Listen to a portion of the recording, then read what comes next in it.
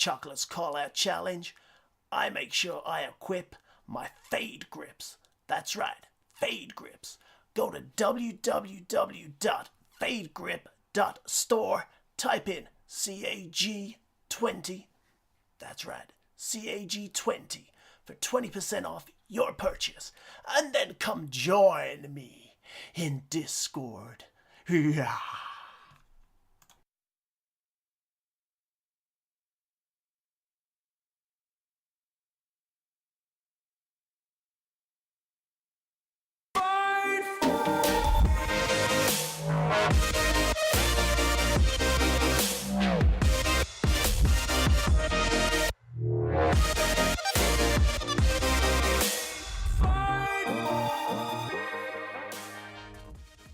Hello everyone and welcome to episode 25 of Cross Atlantic Gaming. I am your host, Doc H1X1.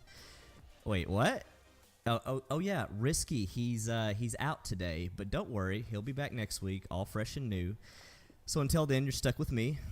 Let's not dwell on the bad news though, because joining me this week is of course my co-host, Chocolate Bear.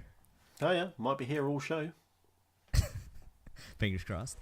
As well as our two guest hosts, Kabosky. What's going on, guys? And never before heard on the podcast till now, Mellified. Howdy, everybody. What's going on, guys?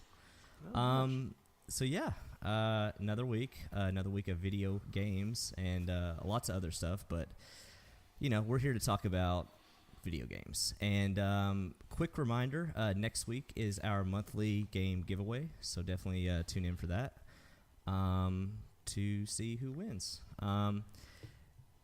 Chocolate, I think you've got some announcements. Yes.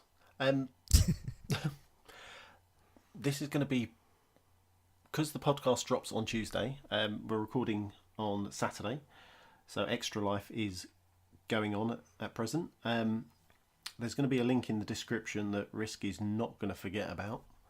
And we teamed up with Doughboy.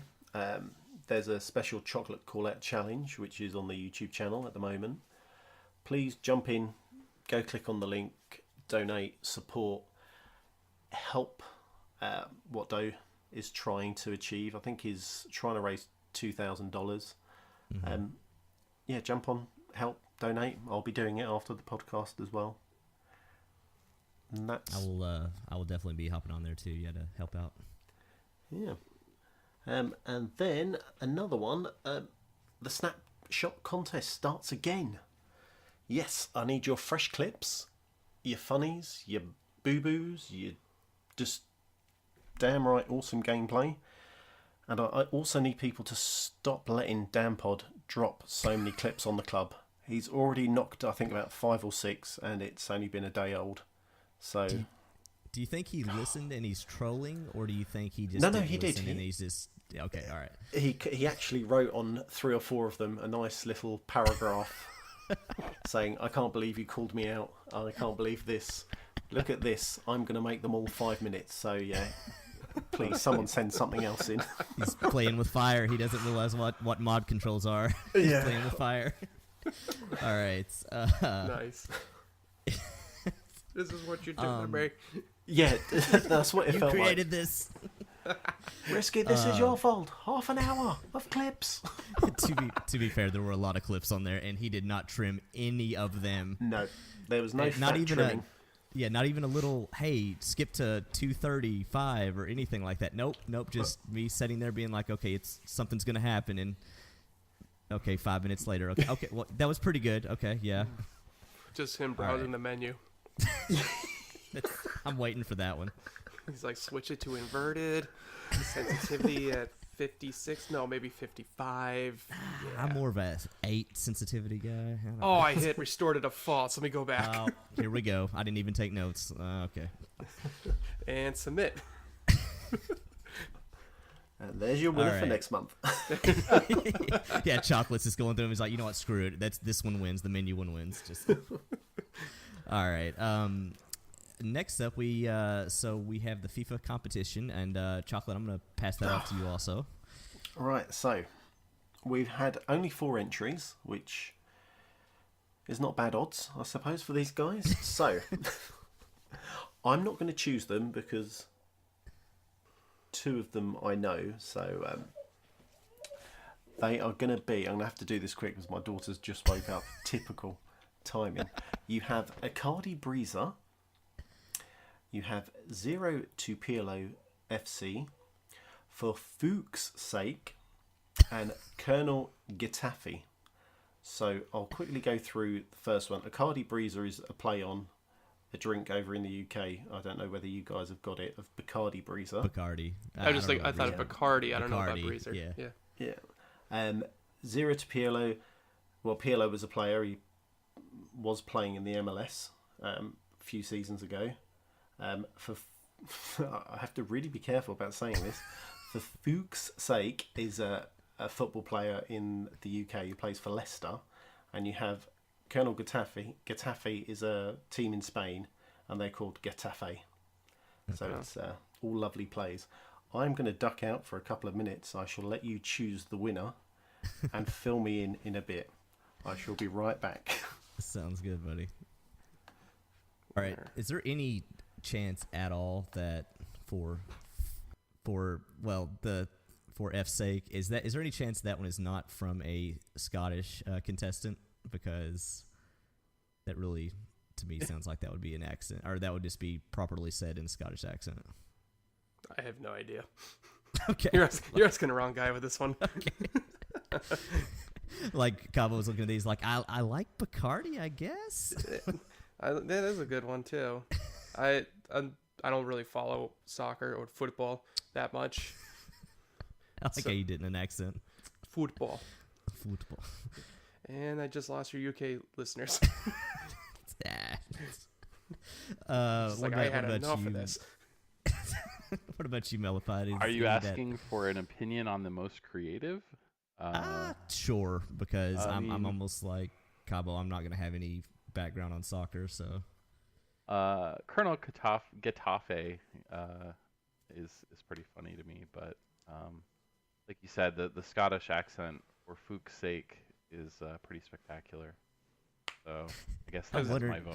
I just imagine Risky's going to start listening to this to edit it, and he's going to be like, he's going to have to play it safe and just bleep out everything. Yeah, like 2 minutes of just the bicycle horn.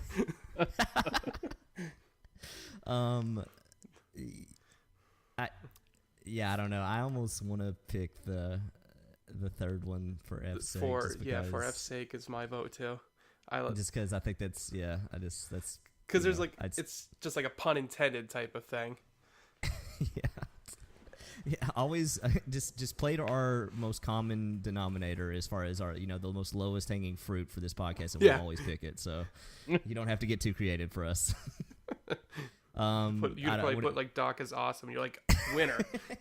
Guys, I mean, I would argue if I could, but it's clearly the best one. So, I don't. What do you think, Mellified? Do you think? Yeah. I think we can acknowledge our baser humor and go with for F's sake. All right. We will. I mean, So we will we'll let Chocolate know that that was the winner this week. So whoever had submitted that, congratulations. I'm sure you know who you are. But anyways, you know who you are. We'll find you know what you did. You know what you know. So what do you guys been doing this week? Cabo, we'll start with you. What have you been playing? I think I want to say Risky gave you some homework, correct? Yes. Yeah, you gave me homework couple weeks ago because the past 2 or 3 podcasts I've been talking about Octopath Traveler and how I've been still playing that, trucking along things to my Switch. I'll mention that just to bring that up, just because first time on the show and I screw it up. Well, you say screw up, I would say Hallmark episode, so put it on a card. Yeah. Get well soon. When they come out with the DVD, you gotta have the blooper reel. Yeah, right. Yeah. I mean, that's something we can talk about on a director's cut or something too. Just for F's sakes. But exactly. I finally beat it. Last weekend, I finally got to the end of it. I did beat it. It was very rewarding. A very good ending. I don't know if you remember last conversation we had, Doc, about this game when it came to the endings. How I thought, like, if you were to beat every character's last chapter, it would just roll credits every time. Yeah. No, that's not the case. Okay. All right. Well, that's cool then. Yeah. It only rolled it once, and I think it's either A, if you complete the last chapter of the main character you pick, or the very first character you pick, because that's with you the whole game. You cannot change them out or anything like that. Or B, if you did all 8, if you finished all 8 of them, which I think is the first option is how you roll credits. But anyway, that's finally beat. I actually just earlier today, I went to the UPS store and I sent it out to Moose because he's been wanting to play it. He tried the demo, so he said he really liked it. So I'm gonna be we were in talks like way back in like May when the game came out that I was gonna send it to him. So that's on his way. He was gonna send me Xenoblade Chronicles 2, which I've been wanting to play. I've never heard of. Maybe it's just because I just don't know Moose well enough, but I just feel like I've never heard of a less of a Moose game than Xenoblade Chronicles. But he probably I'm gonna say he probably put like 5 to 10 hours in it, and he just like was like miserable the whole time. It sounded like he's like I don't like. I think it's just because it is, from what I heard from some people, like some Nintendo podcasts I listen to, this game really doesn't pick up till like hour like 15 and above. Oh hell! Yeah, it's like getting through Skellige in Witcher 3 and finally picking up type of thing. Oh. Which is like I beat Xenoblade Chronicles 2, and I think 15 hours might be generous before it really, I know, like, really kicks in. So oh man, it's a meaty game. It's like 80 something hours or something like that. Yeah, I was over 80 hours into it, and I haven't gone back and played some of the updates and free DLC and stuff that they've done for it. Not even Torna, the I haven't prologue. done Torna yet. Okay, yet. I heard that was better, kind of way. Like they kind of like improved it in every sort of way. Which one of them I heard like, well, from what I've seen like pictures online and stuff like that, and one of like the biggest kind of like about it is playing the difference between the docked and the handheld mode for the game, for power quality and all that stuff. Oh. Because people are saying play it docked because it looks actually like an actual game. When you play it handheld, it's like playing Xenoblade Chronicles 3D on the 3DS. Oh no. Which that's another one I have to play. That's a pile of shame games that I have that are like, why do I have 80 plus hour long games as my backlog is beyond me? Because I just because like human like the rest of us. Yeah. It's a common problem nowadays. Yeah, because I don't know. Speaking of meaty games, I beat Origins, and now I want to play Odyssey, which is another big one. I got a big backlog of stuff to go through. But how would you overall pretty impressed with Origins? Liked it. I really liked it a lot. The nothing about the assassins or Templars or just assassins basically till like the last minute of the game. I was like, oh, okay. I see it now. It's an Assassin's Creed game. Oh, right. It's on the title. I forgot. Like that makes sense. So, real quick then, I like to ask this to people because I have strong feelings on this, but if both of you guys, as far as the Assassin's Creed games go, do you like how they try to balance both the real world and anime stuff, or would you rather have that game purely be you are this character in this time period, there is no pullback to the real world parts? I'd be fine with out of the animus parts if they made like it interesting, like story wise. Yeah. Okay. I just felt like when you're there, you're just like, why am I here? Kind of thing. What you were saying? I was gonna say, I think for me, I really like the framing device that the current time stuff is, because it lets them get away with a bunch of the video gamey stuff, but still keep it this, realistic narrative, because it's, when you die, you just desynchronized. You didn't die and magically come back to life. Right. And I'm kind of a nitpicky bastard about stuff like that, I guess. So I always like it when it's the framing works, but the last one I think was really meaty for me was Black Flag, where there was actually some story stuff going on in the modern time because you were working for Abstergo and you were kind of ferreting out information about the Templar. In this one, it seems like they've scaled it back too far to where it's just meaningless. Yeah. Like, Yeah. go ahead, ahead. Cabo. I was gonna say, like, she like gets like I forget the girl's name, and when you're in the anime, she like gets up and like her best friend. Was it best friend or was it girlfriend kind of thing? I don't remember. They See, kinda- I probably have, they I'm not kinda- even sure. Yeah. Oh, okay, because it's kind of somewhat fresh in my mind, but how they kind of related to it could either been like the best friend or they were in a relationship together kind of thing. But like she kept on saying like, oh, you need to take your vitamins or something, and she just like injects herself with this thing, and she's like, I'm going back in. Like, there was really no point at one of the times when you popped out of there. Well, I think you just nailed it though. You're just like, I just beat this game, and by the way, when you're out of the Animus, I can't remember the girl's name. Like, I mean, you said it right there. It's just like, it's half the time it's just they either don't do enough with them, or they're just nothing characters that they just don't assume nobody's going to. Because like I know when you're out of the Animus, you can walk around, you can read stuff. Like you can pull up your computer, you can read her emails, stuff like that. Like they put lore stuff there, and I don't want to be one of those guys saying that like you have to put it in front of me and make me look at it, or I'm not going to. But like clearly, it's either not good enough or not enough people are bothering to do that to where they're just like, yeah, whatever. Back in the Animus, I took my vitamin shot. Let's go. It's like the lore in the first Destiny, where you had to read it through like a phone app or something. I forget what it's called, but I remember that was being a thing. Like people didn't understand the story behind it because they didn't want to go. They like when they're not playing Destiny on the Xbox or PS4, or like they didn't like go on the app or whatever to read what's going on. Like the it's not Gambits, is it? I forget the word for it. Or Grimoire cards. Grimoire cards, yeah. Which it's a shame because you look at a game like that too, and like they have such a rich universe. It's like that game is begging for that to be in the game almost. Like, and same you could probably say about Assassin's Creed because like I'm kind of burned on it because like Mellified, I almost got most into the Black Flag one just because I thought they did interesting stuff with it actually. Yeah. That you were kind of going like behind company doors, just hacking and kind of like getting to the bottom of stuff on your own, but.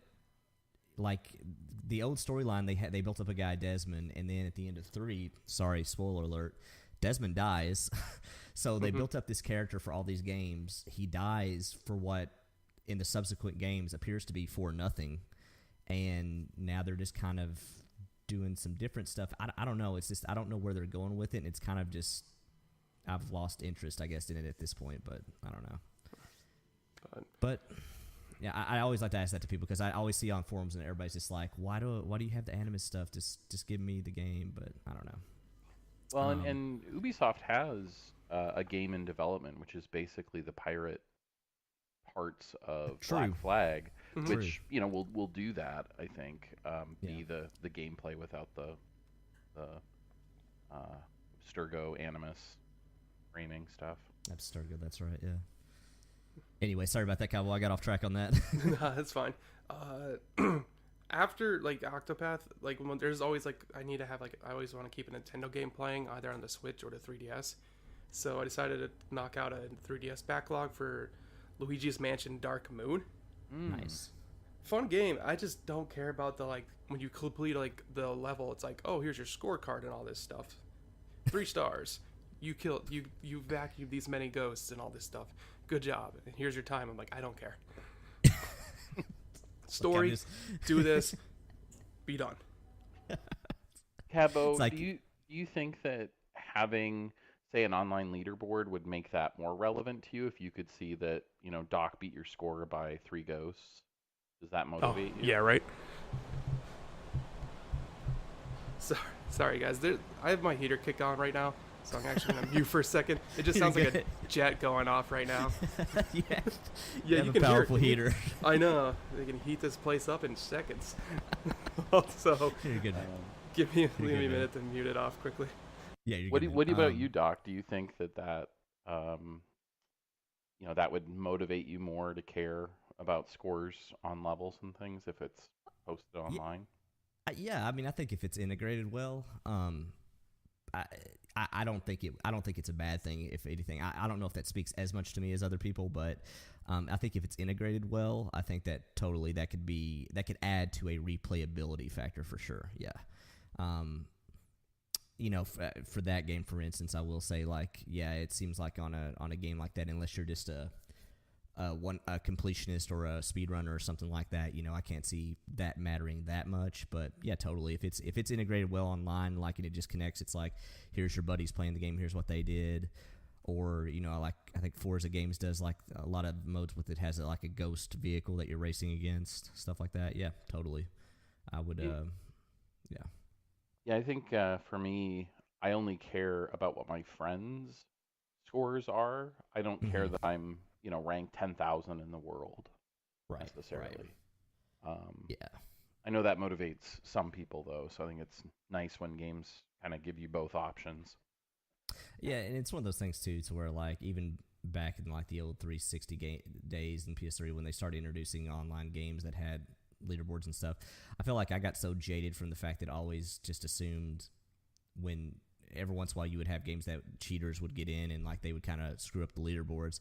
I think that kind of always jaded me to where I just never cared about leaderboards back in the day, which I know that's probably less of a problem now, but even now you see stuff like the Goliath glitch with Forza screwing up, like, club leaderboards and stuff, like, even stuff like that still happens today. So yeah, I'm like you, I've never cared about just the generic, here's the the global, the worldwide, yeah. But yeah, I don't know. I mean, that's not a thing I'm usually gunning for. But actually, until Cabo gets back, Melfied, we might move on to you and see what you've been playing this week. Sure. Well, I took last Friday off for the big, Red Dead 2 release. Right. Played it solid with all weekend and then all my free time after work this past week, and I think I made it about 50% of the way through the game, according to the in-game tracker, on the save menu. Oh, right. Mm-hmm. I'm in chapter 4. I hope that's not a spoiler. There's more than one chapter, folks. I know that's... Yeah. There's at least 4 now, Judging by how long, I mean, by the fact that some streamers that are still playing the game have been playing for countless hours and their percentage is only slightly ahead of yours, like, it's a beefy game, it sounds like. For sure. And the thing is, like, I burned through it, and that's probably part of the problem I'm about to describe. But I got to a point in the game, they emphasized your relationship with your horse. And I had the Ultimate Edition, so I had, like, the war horse, and I had got that relationship up to level 4. I could now strafe with my horse, which is such a weird game mechanic. You could drift with your horse. Your drift, yes, drift. So, but I liked the horse. I had some sentimental attachment, and one of the random encounters, these guys pop out with a wagon loaded up with a Maxim gun, which, for those who don't haven't got that far, it's like a Gatling gun. And they just unloaded into me. And I started running, and they killed me. When I respawned, I didn't have a horse anymore. And what I didn't realize is if your horse dies, you can revive it. There's a horse reviver item in the game. Pro tip for everybody. But if you die, you only have a very short window to get back to that horse and give it the horse reviver. So by the time the game I was back in, my horse was gone. Now I could go buy the horse for free again since it was like a thing from the Ultimate Edition. But then I'm starting over at level 1 because it's a new horse. Right. And then between that and there was a quest way the heck out on the very edge of the map, and I saw it pop up. It was one of the side quests. And I'm like, I'm going to go do this. And in the real world, it took me 10 minutes to get there from where I was. Oh, yeah, right? And I have used the auto drive feature. For those that don't know, if you turn on the cinematic camera, your horse will follow the path to wherever you're going.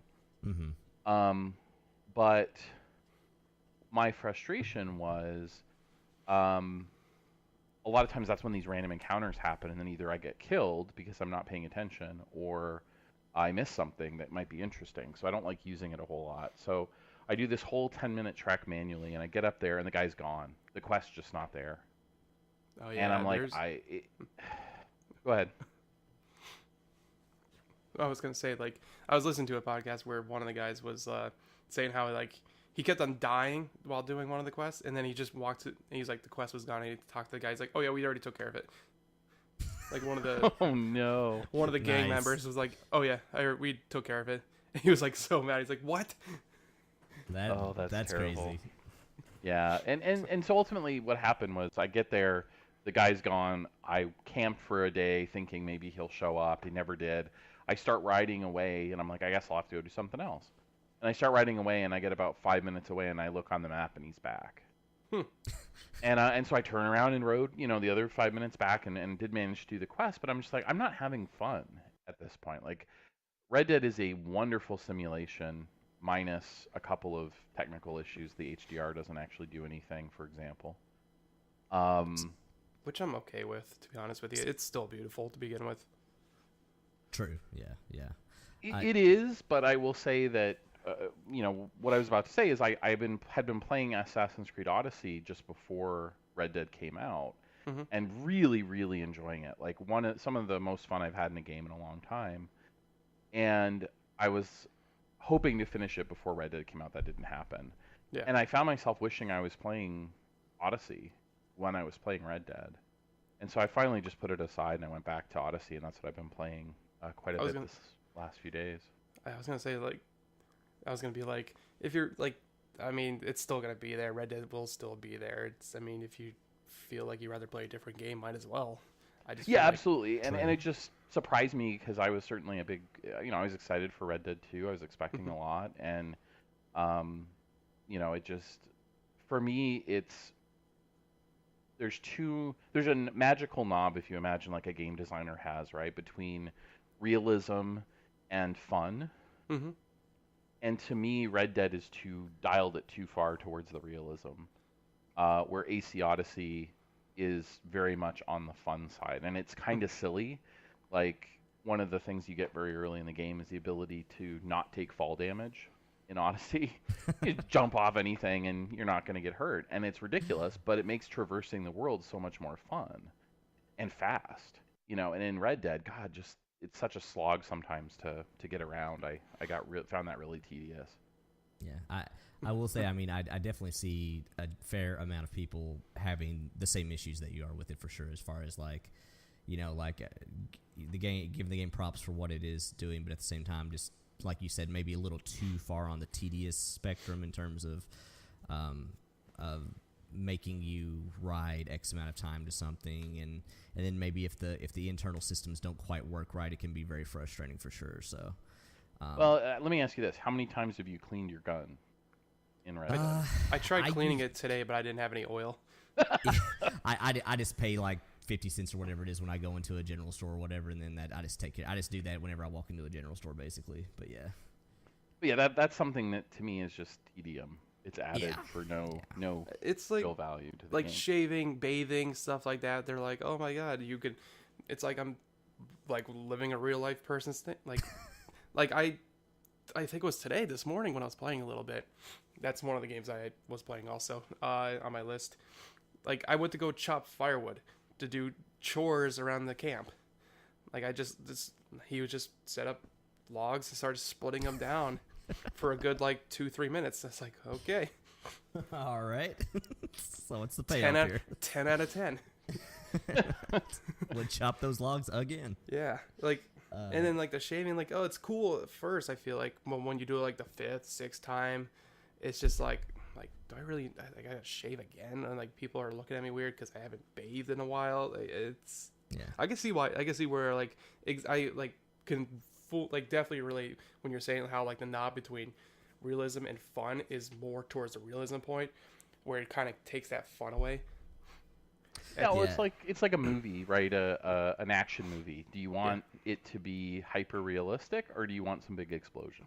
Yeah. Yeah, true.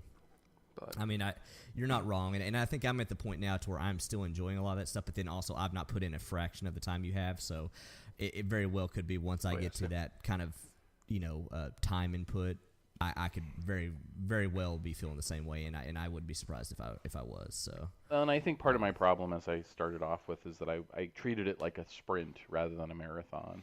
And if I had done a couple hours a day, here and there, versus trying to, burn through it, I think I probably would have. Is quick.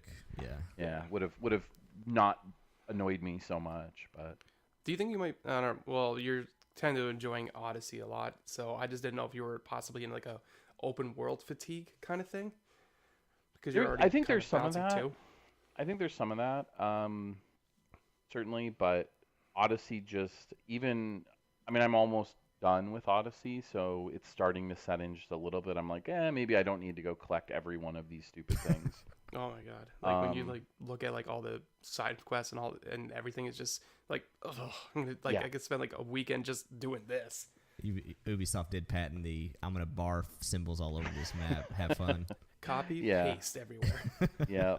Well, and one of the interesting things, I actually, in Red Dead, one of the things that really broke the immersion for me is I got the same quest from two different people, the same random encounter, which I didn't think was supposed to happen, but, and the rewards were basically the same, which was really like, oh, that's kind of sloppy, guys, For a game going for immersion, kind of very immersion breaking at that point. Yeah, absolutely. Yeah. They should have put another week of 100 hours. Clearly, the lazy bastards. Come on, guys. Come on. Get back to work. I didn't pay you guys to enjoy this. Yeah. So, Cabo, what else did you play since we kind of got interrupted on your list? Because my heater kicking on deck. I was like, oh crap. Jet engine. I thought you were on the deck of a carrier. I thought that was just a jet going off beside. Yeah, I live in an airport. That's so cool. It's like the movie Terminal. Is that it? Yeah. Totally. I know Tom Hanks, sir, and you are no Tom Hanks. Whoa. My Tom Hanks could beat up your Tom Hanks. All right, now, guys. Gotta focus. Okay. Gaming. Okay. Other than whenever I lose the TV, at times that's where my Xbox and PlayStation are. I pop onto 3DS and play like Luigi's Mansion, as we were talking about a little earlier. Red Dead Redemption 2, as I mentioned, about some of the parts when Mellified was going over his stuff. Other than that, mainly I tend to play a little bit of multiplayer games like Overwatch, which has always been my favorite. And then recently started getting back into Destiny 2 on the PlayStation. So. Oh, so did you get the expansion for second? I bought it like a week before it went on sale, and the fact that you need that whole DLC thing. Forgot. Yeah. Oh yeah. Bungie just really likes to shoot themselves in the foot. I feel like, or Activision. I'm not sure who made that choice. Yeah. I don't know. Both are pretty guilty on that one. I feel like. I don't know, but it's not like I lost like thousands of dollars here. I was like, true, but still, it doesn't feel good though. But I feel you. It is. They came to my house and kicked me in the nuts and just counted. Play the game. Yeah, I bought Destiny 2 on the PS4 a while back when like the physical copies at Best Buy were like not even like $10. Yeah. So I picked it up. I finally opened the shrink wrap and then grabbed the Forsaken DLC and such. So I play that every now and then. But nice. I gotta say, Overwatch is one of those games that I keep going back to every once in a while, and I just I don't feel like I've ever appreciated just how good of a solid team-based shooter that really is. I mean, they really just perfected that genre totally. Yeah, Overwatch, Paladins, they're both like really good like hero-based shooters. Totally, yeah, totally. Kind of thing. Shout outs to Ladonian for Paladins. We love Paladins too. He's just gonna like turn off the podcast and throw his phone out the window. I could tell you guys were just being sarcastic about Paladins. No, I'm just kidding. Stop blocking me as he drinks his Gatorade. Oh man, I don't work for Gatorade.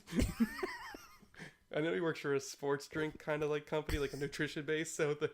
It's like I said, Kabosky, we've incorporated you into the Patreon bashing. So welcome to the club. Thanks. This is what we do here. My daily roasting. Yeah, you're fitting right in. So, well, I'm glad you guys played quite a few games because I got to play some Red Dead Redemption 2, not a lot. I got to chapter 2, and then I just pretty much started doing a bunch of side stuff. So I probably only have, I don't know, 12, 13 hours in that game so far. I think you and I are in the same boat on time. Yeah. I've been kind of doing what Mellified kind of like said he was hoping to do, like wishing he was doing like maybe an hour or two every now and then. Yeah. Like little bits and pieces, I guess. I think for me too, the fact that when that news story came out that it was like a 60-hour long game, I think that's when it kind of was like, okay, so if I can't even beeline this game within a reasonable amount of time, why even, I was just like, okay, I'm just going to kind of casually go about it, and that might be good or bad. Typically when I do that with really long games, I don't always finish them, but hopefully I will, because it seems like that's overall the story is, from what I've heard from people, seems to be pretty good. Do people even like finish the games, like the Grand Theft Auto games, the Red Dead Redemption games? I just feel like it's like the Call of Duty based situation. Probably, because I got really far in Grand Theft Auto 5, but I didn't beat it though. No, I did actually finish Grand Theft Auto 5, but I don't think that's the norm for Rockstar games. Most people just jump on the online. Yeah, run over people and stuff like that. Yeah. Which I that'll will be coming say, up sometime. So. Yeah, I will say the one thing I think is a downside of playing Red Dead 2 infrequently is the control scheme. Oh, I agree with that 100%. Even with the little time I played with it, yeah. Really hard to master if you're not. The one thing I was going to say that I didn't even think about when you were talking about Origins, Mellified, was that I don't think any rational person would argue that Red Dead 2 holds a candle to Origins in terms of how the controls and gameplay feels, probably. Yeah. Well, Odyssey has the problem they use the Y button too much. What do you mean? Yeah. Odyssey, the two functions on Y are assassinate and talk to.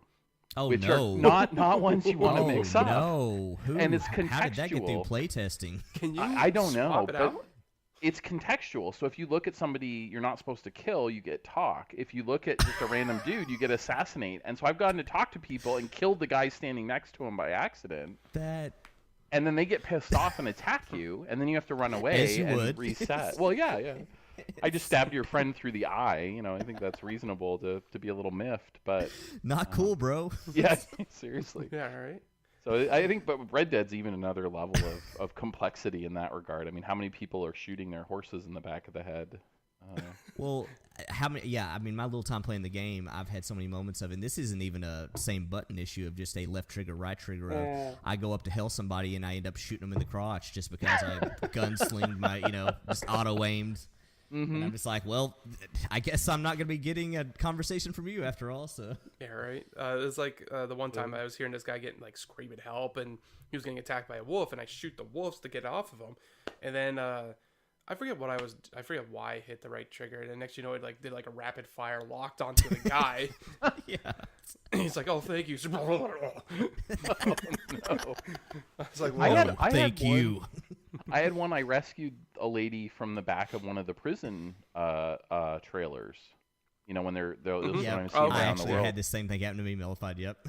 And I didn't even shoot at her. I just happened to aim at her with the gun out, and she goes, "Oh, you rescued me just to kill me," and took off. Literally same thing happened to me where I didn't mean to. See, I didn't even aim at her. Like, I was even a different direction, but I pulled up my gun to aim down it, and then like she freaked out and was running through a field. Like, and I'm like, okay, I guess, well, whatever reward you was gonna give me is okay. Bye. Bye. I have a quick question. It's like kind of off topic on Red Dead Redemption 2. When you guys do like the bounty hunting ones, and you actually rope the people in, and they're hanging on the back of the horse. You hit B or circle for PlayStation owners. If you could just punch them in the back, like turn to your back and just punch them. I did not know that actually.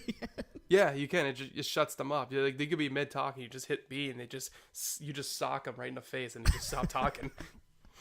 I just didn't know if like you did that too many times, you just accidentally kill them. No, I haven't. I did it every time I could with the first bounty that you get. Okay. And towards the end, when I was just about to drop him off, he's like, "I seem to be very ill. I keep blacking out." Okay. Yeah. And I was like, "Well, yeah, I guess you do." I seem to be very weird. Oh God, it was funny.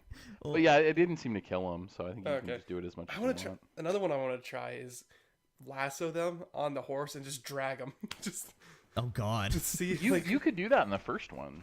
Can for you? Sure. Yeah. Oh yeah. Yeah, you could. Yeah, totally. Yeah. yeah, this is spoiler alert. I never played the first one, so because that's why I didn't know about that. Yeah. First one's pretty good too. I don't know. The first one, just the difference in these games, I would almost say the first one maybe gets to the action quite a bit quicker in a lot of scenarios, probably, I would say, as far as the main difference. But I don't know. I've not played enough of this one, though. So The first one had horse racing, which I could live without. I'm glad that I haven't had to do that in this game. In Red Dead 2. That was one of the things I was hating, like open world, like RPG games, is like the racing mini games you had to do. Mm-hmm. Me too. The other thing is, I think the poker actually got worse in Red Dead 2. Because you can't cheat, you can't call other players out for cheating. They tried to streamline it, but like you can auto bet, but the auto bet option disappears super quick. So if you're not right on top of it, it goes away for you. Stuff like that. Well, anyways, not trying to crap on Red Dead 2. It's a great game, but I pretty much I kind of feel the same with you guys. Like it's a great game, but it definitely has its flaws. Yeah, I just don't see it as a 10 out of 10 for some reviewers and some people that may love this game. It's just not. It hasn't like grabbed me to where I put all the games that I have and just throw them out the window because I have Red Dead 2. Totally, it's not one of those games for me. But it's one of those that I think. Had the controls been a little bit more modern, maybe I wouldn't be. I'm not down on it. Don't get me wrong, but I would probably be much more ecstatic to keep going back and playing it. But yeah, something about the controls just I feel like they just feel a little old. I kind of feel like, but yeah. Chocolate is still not back yet, so we will come back to him later for what he's We'll see what he's been playing, and we'll also get to his call-out challenge for this week, which I will say, for anybody that hasn't listened to, if you haven't listened to the call-out challenge, you should definitely watch them on YouTube. They're hilarious. But last week's was particularly funny, in my opinion. So his commentary, I don't know if it's intentional or not, but it is getting so much better in terms of just unintentional laugh-out-loud moments of stuff he says. So... definitely recommend watching the one of him and Troubadour. It's great. I think at one point he said Troubadour hit a ball, or Troubadour was flying through the air to hit a ball like a salmon swims through a stream, or something. Yes. I don't know. Yes. I do it injustice if I try to ad-lib it, but I recommend watching it. And if you watch it, you've got to watch the Troubadour response video beforehand, where we get to see Troubadour's training regimen to prepare. Oh, man. Wow, that was something. Hey, props to Troubadour, man. That was that was some good stuff, man. Definitely raised the bar for anybody wanting to respond to the call-out challenge. Holy cow! Totally. Anyways, yeah. So that was pretty good though. But anyways, moving on. We got some. I guess we want to call this some public service announcements, some kind of good to know stuff for people out there. Mellified, you want to take this one? Absolutely. So we got a couple games leaving the Xbox Game Pass. Resident Evil, Skyforce Anniversary, World of Van Helsing Death Trap, and Mega Man 9. If you are somebody who feels like, gosh, I really wanted to get some time in, remember, until they leave, there is a, what is it, 20%? 10%? 20% for the 20% base game. discount, from Microsoft on those, so you don't have to wait for a sale or anything. You can pick them up before they drop out of the program. Also, I apologize, I screwed up. Fallout 4 is also leaving. I just somehow missed that on the actual document. Yeah, Fallout 4 is also leaving. Yeah, that's I guess because 76 is coming out, but that's kind of odd because they just announced that at E3. Yeah, that's one of the quicker ones to join and leave. But yeah, so that's another one, which I want to say they have a big sale on it and all of its DLC recently too. I feel like that might be the reason why. And maybe it's just because it didn't get enough downloads from Game Pass. Or maybe it was just to promote 76. Maybe, I don't know. Yeah, that's another one too. I guess that's 6 months, but two of the options, yeah. But let's see, and then we have. The game DVR is getting an update from Xbox, which is actually pretty exciting. I don't know that we've seen that kind of thing before. And my keyboard is jibbing out and pushing up, so I can't read the show notes to see the list. There it is. Okay, so we're getting double the storage space. We're also seeing clips older than 90 days that nobody's ever looked at are going to be deleted. New So clips. Dan pods? Yeah. This actually is for Dad Pod's gonna listen to this and be like, wait, what? Yep. New clips unviewed after 30 days are going to be deleted in the future. So this is existing clips older than 90 days will get gone, and then new clips are only getting 30 days. And then you really want to spend the time to understand, if you're doing a lot of clips, how to get them onto your OneDrive from Xbox One. It's actually really easy. I think you just download the OneDrive app, and then it gives you the option. But definitely worth doing if you're a big clip creator. So. And I want to say OneDrive comes with like, what is it like? I signed up for like the Legacy to get more gigabytes of free space, but I think they give you something like it's like 3 or 4 gigs free or something like that, probably. I don't know. They definitely give you something free, so it's nothing you have to pay for in terms of just like the online storage for it, at least a decent amount of gigabytes. So yeah. Yeah, and once you get it on there, you could always move it off onto something else too. So. Yeah, totally. And I think we actually have Chocolate back, possibly. I may be back, yes. Hello. Okay, I was like, he said he was, and he tricked me again. Pretty sneaky, sis. Like a little ninja, I just creep in every now and then. Actually, wow, now that we got tough. you, now that we got you back, Chocolate, what have you been playing this past week? Actually, apart from playing Being a Daddy, I'll be boring FIFA as usual. But I also managed to sneak in a game of Rocket League against Troubadour for the Chocolate Call Out Challenge. I was giving a lot of props to your commentary on that. Chocolate was in my opinion, one of the best ones yet on the Call Out Challenge. So. It was amazing. I mean, he rose like a salmon flying through the air. It was. He did indeed. It was good. And then also, which probably dropped a couple of hours ago, Speedrunner against. I always want to call him Doughy Boy, but it's Dough Boy. So that dropped a few hours ago for Extra Life. And then with my brand new beautiful monitor, I had a quick go on Red Dead. Oh my god, it's gorgeous. Oh, yeah, no, it's even like we were saying before, even with the HDR not being like realistic or like the true HDR, it's still like we maybe didn't give it enough credit, but that is probably one of the best looking games I've ever played for sure. Gorgeous. Yeah. I'd love to give AC Origins a whirl, and then also why does the name escape me now? The new Assassin's Creed game as well. Odyssey. Yeah, Odyssey and Origins. I'd love to boot up and see how good it looks. Because this monitor's crisp. Nice. I actually just beat Origins. Actually, we were talking a little earlier about it. Oh, how was it? How was the ending?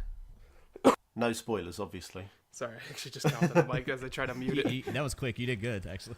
Nice. All right. Good. Very good.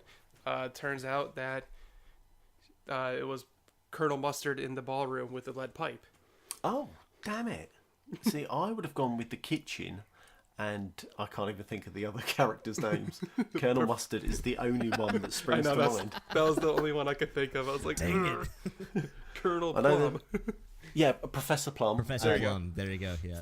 And I know there was a female, but I can't think of her name. But anyway, never mind. By the by. Yeah. Anyway, but it was very good. I enjoyed it. I really think they need to keep on going with the combat on this. How they're doing the combat in this game.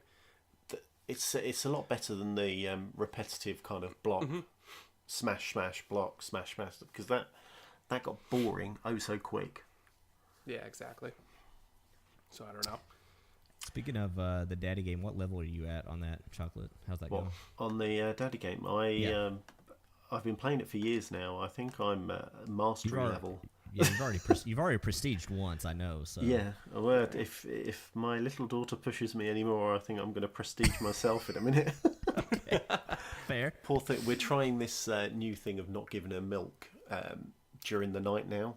Right, Okay. right. Because it's obviously just getting a bit ridiculous. So tonight was the first night, and I broke and gave her milk, and I'm on the podcast. That is There you how go. I roll. And you will deal with the wife later. So Like She's asleep. NyQuil She doesn't drops know. in there. true. Hey, if she's like my wife, Chocolate, she won't listen and hear this, so we'll be fine. Yeah, it'll be fine. So yeah, we'll see how it goes. It's interesting. Who did you guys pick for the FIFA competition? Because I literally left as. We just so Risky doesn't have to keep censoring. We picked for F's sake. We picked that one. Oh, okay. So that is chaotic. The Oh, chaotic never mind. Then Called we it. changed. Called it. I told you. Scottish. I knew it. Good job, chaotic. Yeah, You got Good it. job, chaotic. it was a good one. One of my favourite ones. I did enjoy a Cardi Breezer. I thought That was pretty good too. a Yeah. brilliant play on words. But I mean, out of nowhere, it was Sir Moxalot and Colonel Getafe. I did enjoy. I did chuckle to myself, and obviously, we'll just call the winner. That one's just one of the ones where I was like, oh, I'm gonna always call it for beep's sake. Yeah, I was about to say, just so Risky, just like banging his head against the monitor later Stop! on. It's just- Stop with the profanity, guys. God damn, how many times can I get this bike horn? Beep, beep, beep, I'm beep, just gonna beep, tell beep. Risky, it's like, hey, everything 10 minutes in, just go ahead and blank it. Yeah, the whole thing. It's actually just 10 minutes of us talking in this podcast. The rest is just music made out of the bicycle horn. Enjoy. Have fun. All right. So we are going to actually we have Mellified back, so I don't have to talk about how he was gone. So it works. Fair enough. We are gonna go on to. I'm gonna call it. We're still gonna call them quick hits, but it's a little bit more of a atypical week on the news. So we're just gonna kind of go at them at the pace we go at them.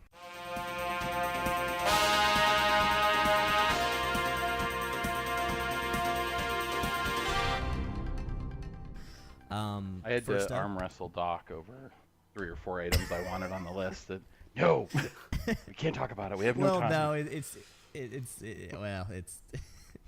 some stuff doesn't. Like if you looked at our news channel as far as what makes the cut, now we just splurge tons of stuff in that, and then a bunch of it just doesn't make it. But Fair. anyways, We moving or on. just you? This week it was just me, so I apologize. Yeah, sorry about that. Battlefield, everything else goes. Yeah, totally. This is the front runner, so everybody, let's see, Battlefield 5 game economy. So they recently talked about how essentially the inclusion of microtransactions would work in this new Battlefield game. They basically have two forms of currency. One is called the in-game currency is called company coin. You earn this basically in every way you play the game, single player, co-op, online, anything and everything you do, you're earning this. You will use it then to buy weapons or vehicles, cosmetics for those, and basically upgrades to your skills and various skill qualifications, things like that. The other currency, which is super original to be named Battlefield currency, they really tried hard on that one. But I think everybody in the Reddit is calling it Boins right now. Battlefield coins, Boins. I don't know. Boys, okay. Anyways, that can only be used on cosmetics, nothing else. So, Good. Okay. yep, literally the only thing you can use that on is cosmetics, which you can also use currency coins on. But if you want, you can pay money to buy cosmetics. Nothing else that affects the game. Battlefield bucks. Why did they not go with Battlefield bucks? Yeah, even that. BB, yeah, something. But like, I don't know, Battlefield coins. Yeah, sure, okay, cool. When No, it's not even coins. It's Battlefield currency. Yeah. when free-to-play mobile games, start getting popular, they start adding more and more forms of currency that can only be used for specific things. It just feels like Battlefield's taking notes from the wrong people on this. Well, I actually kind of like how this is set up because I think, in my opinion, this is the best way you can do. In my opinion, this has no loot boxes, and the only form of microtransaction is for cosmetics, and you know what you're buying when you buy it. I feel like this is the best way you can possibly do stuff like this, in my opinion, really. No, that's fair point. Fair point.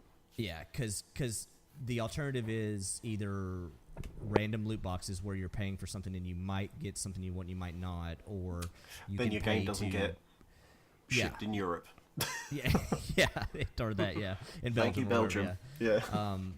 Or you're paying to actually upgrade stuff that affects gameplay, and this doesn't do either of those. So in terms of that, this is, I feel like when I saw this come out, it was a big sigh of relief for me, because I don't know if they could have done this much better aside from just not including, real world currency, which EA has clearly said they are going to, because of FIFA and all those things, that they're not going to go away from this. So yeah, I don't know. What do you guys think about that? I know, Chocolate, you're definitely going to get Battlefield, right? Yeah. How do you feel as far as is this? Well, it's good. It's good for everyone. It's a level playing field, isn't it? It's not going. You drop as much money as you can, and you'll get item X or Y, which will be a game breaking. Right. So I think it's the right model. But I'm also thinking of what Call of Duty have done and where the inevitable battle pass is going and how it's going to affect what they're going to do. You make a good point, because to be fair, the Battle Royale does not launch for this till March, and they very well could do something like a Battle Pass for that. So I think it's inevitable. It's an extra revenue stream, isn't it? yeah, totally. Yeah. So who knows? We'll wait till March for that one. But yeah, so far, happy. I'm happy. Mellified, Cabo, either of you? I know, Cabo, you said you checked out the trailer, right? And you were kind of impressed by it. So Yeah, I had it pre-ordered since the first day it came out. Like, it was available. Perfect. Cool. Okay. Mellified, you ever been into Battlefield at all? I've really enjoyed 4. I didn't play Battlefield 1 much online or anything. I played a little bit of the single player, but I also have it pre-ordered. I'm looking forward to it. I think Oh, nice. Okay. The press has not been kind to it, whether that's from the fans or the reviewers. Yeah, well, yeah. I think you mean the internet was being the internet there for a while. Yes, fair enough. Yeah.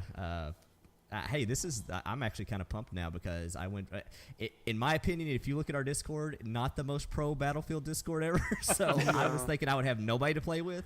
So the fact that all you guys have it pre-ordered is thumbs up for me. So To me, it's just because majority of the people here, like in the community, are very into the Battle Royale Blackout. True. And to be fair, they did a very good job on that. So not taking anything away from that either. So Yeah, it's not PUBG. So. Wow. Yeah, there are still a few people that are playing PUBG. I'm quite surprised that they're still using that when Blackout is by far superior. But it's also like, do some people want to spend the $60 just to play that? But that's the other thing, yeah. Yeah. If I mean, if it Blackout was free to was play, it would have been a whole different story. Oh yeah, without a doubt. Yeah, if Blackout was $30, that would be one thing as a standalone thing. But even that would be easier to swallow. Yeah, totally. Mm-hmm. I mean, do you guys think if it was free to play, that would have a chance of toppling Fortnite if it was actually free to play? I don't know. I feel like it has its own they're both the same. Like it's like apples and oranges kind of thing, but they're still both fruits. Yeah. This is going to be hopefully a terrible analogy, but it's just because one's more like military realistic, the other one's just cartoons and a llama. Pinata. I had a friend the other day that did talk about how like Fortnite won the kids, and for that reason alone, they might never be toppled in this genre. And I think he might be onto something with that, because kids in elementary school, I don't know if they are or aren't, but they're probably not talking about Black Ops, but they're all doing like Fortnite dances. Mm-hmm. So like, they way to go, Epic Games. You won the kids. You were smart. Well, the thing there too is there are ratings on games. I know that's not a popular topic necessarily to discuss, but Blackout being M-rated, and then on top of it having a mature content filter because some of it's so gory, is a pretty pretty far on one end of the spectrum, where Fortnite being teen rated and being family friendly, kid friendly, and free means the barrier to entry is basically zero. Yeah. That's another good point too. I mean, it's much easier for a parent to be like, yeah, sure, go play Fortnite, or what do you mean there's a mature content filter on this game? Mm-hmm. Yeah, exactly. Yeah, what does that mean? And I also just think it's just like... Oh, that's the baby monitor again. She has strong feelings about this stuff. I know. Yeah, she does. Right, Get I her shall Fortnite. be back. Very good, buddy. All right. But like, what was I saying? It's like Fortnite's on every single platform known them like right now. Like every mobile too. phones, Yeah. Switch, Xbox, PlayStation, PC. And from Like- all accounts, very good ports of that version too on those platforms. So, Yeah. Here's yeah, Well, and the it's cartoony look can downscale very easily. Yeah. a lot easier. Yeah, true. Like I play it on my Switch every now and then, and that game still looks fine. Like it looks good. Totally. Yeah. So here's a random question: do you think that the Save the World mode is ever gonna like go free to play or anything like that? They pushed it back. It was supposed to already, and they pushed it back to 2019 Oh now. yeah. I keep forgetting that it's technically beta or early access. I keep forgetting that actually. Yeah, like there's times I always thought about actually booting up Fortnite just for the Save the World game mode, and not the Battle Royale mode. Yeah. I don't know. I mean, you have to wonder what the ratio of their dev teams are in terms of who is on the Save the World and who is on the Battle Royale, because the pace that they put out stuff in the Battle Royale, they have to have I would assume a massive team on that. Oh yeah. But I don't know. It's funny that it's just you saying like, when do you think it'll be released? I'm just like, oh yeah, it's in preview. I think it's technically I don't beta know. now. Not that it Is matters. it beta technically? Okay, yeah. But I think it's technically no longer early access. It's a beta, Well, but And that's another weird thing too, because that was at a time when that was, I think, the first time I can remember a beta game was getting a physical hard copy release on store shelves in like Walmart and Targets, yeah. to where you could go buy a game that technically was not 1.0 in a store with a physical hard copy. But I don't know. It's just, Like it sells like there's Switch Fortnite bundles just because of it. Yeah, totally. Well, Xbox has one now too. I mean, I Do think, they? Okay. yeah, they totally have one now too. So yeah, it's that Fortnite prints money. I got so, my I don't kids know. the Save the World mode. And interestingly, it is considered a consumable, which means that if you game share, it does not share across accounts. Really? Yeah. Huh. I didn't know they could get around that way. That is weird. Yeah. So I had to buy it 4 times. Like Elder Epic. Scrolls Online is like that. Yep. Huh. As I Well, discovered when I went to buy it as well. But anyway, not bitter at all. But I got it when it was on sale, so I think it was $20 was the buy-in, and that was basically getting you a couple free skins, and so I had done that. And my kids had zero interest in Save the World mode until they realized you could earn V-Bucks by playing it. Yeah, Okay. That was smart. That was smart. Whoever decided that at Epic, yeah, for sure. Yeah, and then all of a sudden it's like, hey, Dad, can you help me with this Storm Shield mission on Save the World, please? I need the V-Bucks. I need my fix. I need those V-Bucks, man. Come on, just a quick hit. Yeah, that's He's like on the corner. He's like, spare some V-Bucks. yeah. That's what my kids spend their allowance on, every week basically is another, $10 of V-Bucks, and They just hold Yeah. up a sign to Dad. We'll work for V-Bucks. Just We'll do. mow lawns for V-Bucks. we'll mow lawns for they V-Bucks. go to my wife and they say, Mom, what chores can we do? Damn. Get some extra Something money. was I need awesome. some V-Bucks. I need a skin. Fortnite is building some values in kids. Right? That's one way to look at it, at least. Yeah. I just remember last Christmas, my fiance got her younger brother like a PlayStation like currency gift card, and before we went to go say bye to them, because we spend the night at her parents' house on Christmas Eve and Christmas morning, so the kids can open the gifts, and then we leave to go open our gifts. And when we went to go say bye to him, he was up in his room with his PlayStation, and he was already like buying V-Bucks with it. He's injecting it into the veins right away. Just Yeah. Like we see the PlayStation logo, he sees Fortnite V-Bucks and on Yeah. that This is like like- little card. But oh man. Yeah. It's I'm not going to say what I'm getting my kids for Christmas because they'll probably listen to this episode, but V-Bucks have been requested, so on the list. no socks, V-Bucks for you V-Bucks. guys. Yeah, Epic Games just, man, they're just making so much money though. It's just crazy. Oh, yeah. Speaking of a lot of money being made, I'm gonna fill in for chocolate here. Red Dead 2 recorded the biggest weekend in entertainment history in terms of dollar amount. Anybody? Well, you guys already looked at the document, so I guess I'm not gonna ask you to guess. But $725 million on the release weekend for Red Dead 2. Just for perspective, the previous record holder was Infinity Wars at $640 million for its opening weekend. Wow, that's a lot of money, guys. Yeah. They definitely sold. Well, They definitely did. I know that the video game industry has been bigger than other forms of entertainment, depending on how you slice and dice it, right?